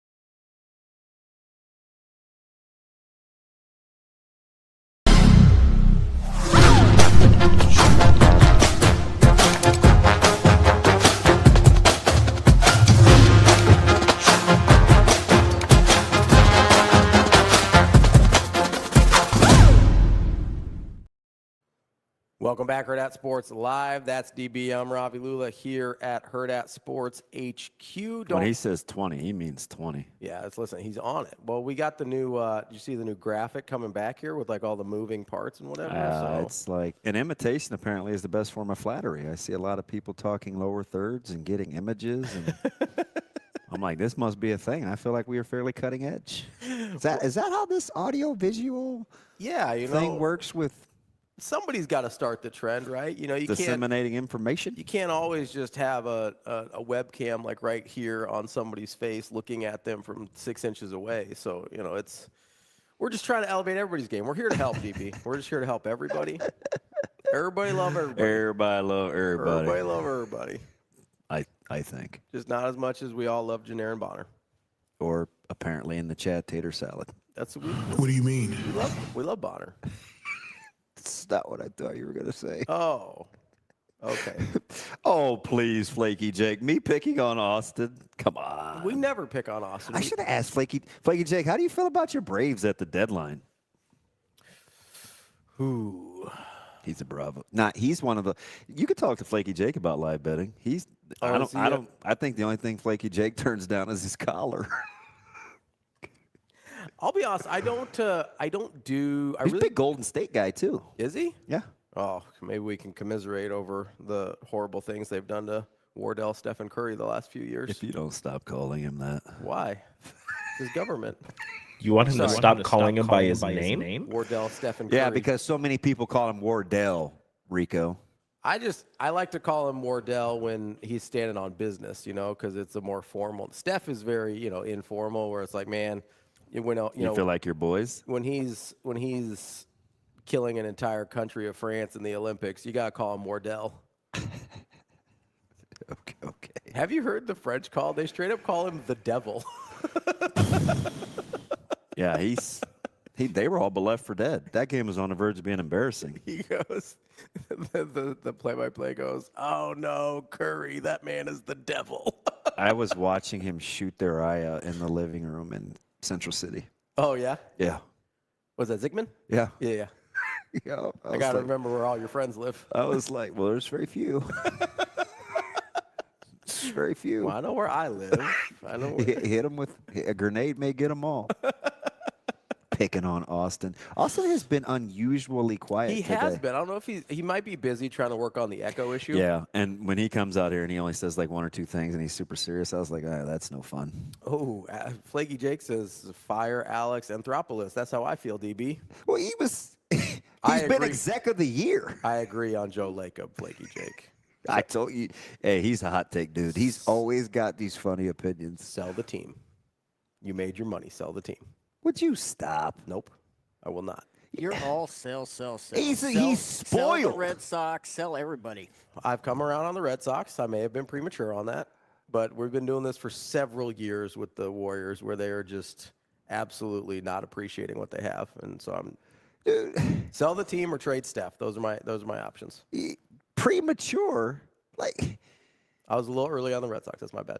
Yeah, you're like the clear stuff that people didn't know actually works. Like it can ruin the big picture. Like just chill. Like wait it out. What? I don't know what you're referring to. I feel like I know what you're referring to, but I hope you're not. Hey, by the way, are you going to move teams when they get rid of him? You mean like Barry Bonds, like the cream and the clear, like the steroids? Is that what you mean? Ruin the big picture of his legacy and not being. I think he means what we think he means. So like Barry Bonds. Yes. With the cream and the clear. Yeah, like the just, ointments. It's the flaxseed oil. Like just chill and see it through. It's much better like playing the long game. Like the flaxseed oil. Yes. And he just like move on, Rico. And it ruined the big picture of him being a Hall of Famer. Yeah, like just wait it out. I'm trying to help you, man. I'm trying to help you. I'm trying to move back on the sports. I am too. I'm talking about Barry Bonds. I'm trying to help you. Help me help you. It's fine. To answer your question, Shane, yes, I am only a Warriors fan because of Steph Curry. I've been very clear about that. And I know it drives DB crazy. I don't care. I am a. You're not gonna. I'm like not all of a sudden gonna be like Team D Marinas with the Bulls because of Caleb Wilson. I love Caleb Wilson, and if I'm right about that, I'm gonna be pretty annoying about it, which is not unusual. But I will say. How long is it gonna take you for? Like, what's he have to do? It's not a. Be the best player in the draft in like 4 years. I don't know. If he's just really good, I'll be really happy. I'll be like, well, I think people thought he's going to be really good. I need a line of demarcation if you're going to have the green flag. Better than Darren Peterson. That's it. He's better than Darren Peterson. Okay. And I get that's subjective, but like if he's better than Darren Peterson, I'll feel good. Because that was kind of my like, hey, I think you got to ride with the guy that you know is just going to be hyper competitive and play his ass off and like. And apparently has a bunch of skill sets that we never got to saw in Chapel Hill. Yeah, him going like 7 for 10 in an NBA Summer League game, if Hubert Davis... And that wasn't the only game he shot it well. No, he shot well pretty much the whole summer. Yeah. But if Hubert Davis hadn't gotten fired, he would have after that game. Does Illinois... This is weird to get into college basketball real quick, but does Illinois' injury situation change the way you feel, or are you just waiting to see... With Mirkovic? Yeah. I'm kind of waiting to see. I'm worried that this late in the season he's having a foot surgery. Yeah. Because that's foot surgery with the basketball players freak me out, man. And a big guy. And especially if you're over like 6'6", that starts to get dicey in a hurry. So I'm in full wait and see mode on that one. Like I don't love Underwood anyway. So listen, I don't trust him in the tournament. Like he's a really good accumulator of talent. I don't always love what they do offensively, even when they've got good players. Like it gets a little isolation, one-on-one bogged down for me. Like I don't love that, especially like if you've got that many good players, it should look better than that. And they've had good players for a while now. Whether it's Jakachonis, whether it's Wagler, whether it's Bosley, like they've had good players, they've had good guards, they've got Mirkovic. There's another guy, I'm forgetting, another bigger guy, and I think he's back. Oh, as they have a nickname for him, and I can't ever remember. But you know who I'm talking about. Yeah. So, like, he's had a lot of really good players at a variety of positions, guards and bigs, where it's like, hey, it should look easier than this when you don't just have one guy. Like, if Wagler doesn't go for 50 against Purdue, that offense looks pretty bad. Yeah. Right? Like, if he goes to like a normal. You talk about going to take a victory lap. Yeah, on Wagler. We'll see. I mean, I'll be patient, not earlier, premature. Rico, are you excited that there's football tonight with Team Neutron playing tonight? No, I forgot that was happening. No. Hey, I'll be honest. Jimmy Neutron. What do you mean? Are you excited to watch your Panthers play, or are you afraid somebody's going to get hurt? He might be doing something. It's okay. Considering everybody for the Panthers is getting hurt. Well, Panthers and 49ers, I'm sure that's just a coincidence. Oh, did you see Twitter the other day with Becky? Yeah, I did. She's like, studies show. Sure, it's a coincidence. And I was like, oh boy, he's gonna be mad again. I'm not mad. It's already what I believe, so it's just validation. I struggle with preseason football sometimes, especially the early games where you get I don't. You get like one series of. Yeah, I get it early, but there's rookies you want to watch. There are, and I will watch that for. Who's Hurrdat Chicken? That is a great handle.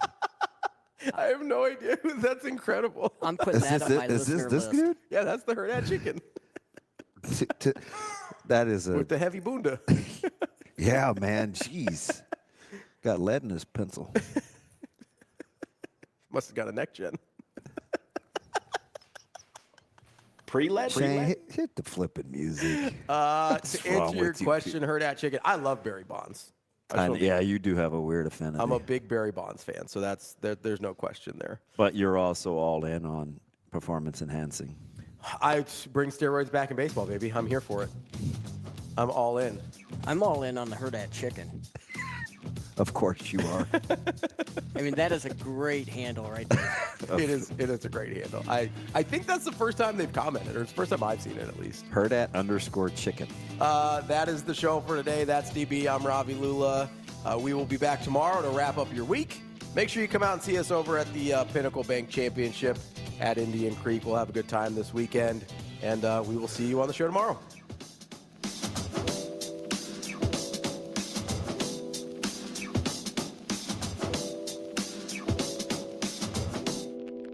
See you. Have a good day. Love you.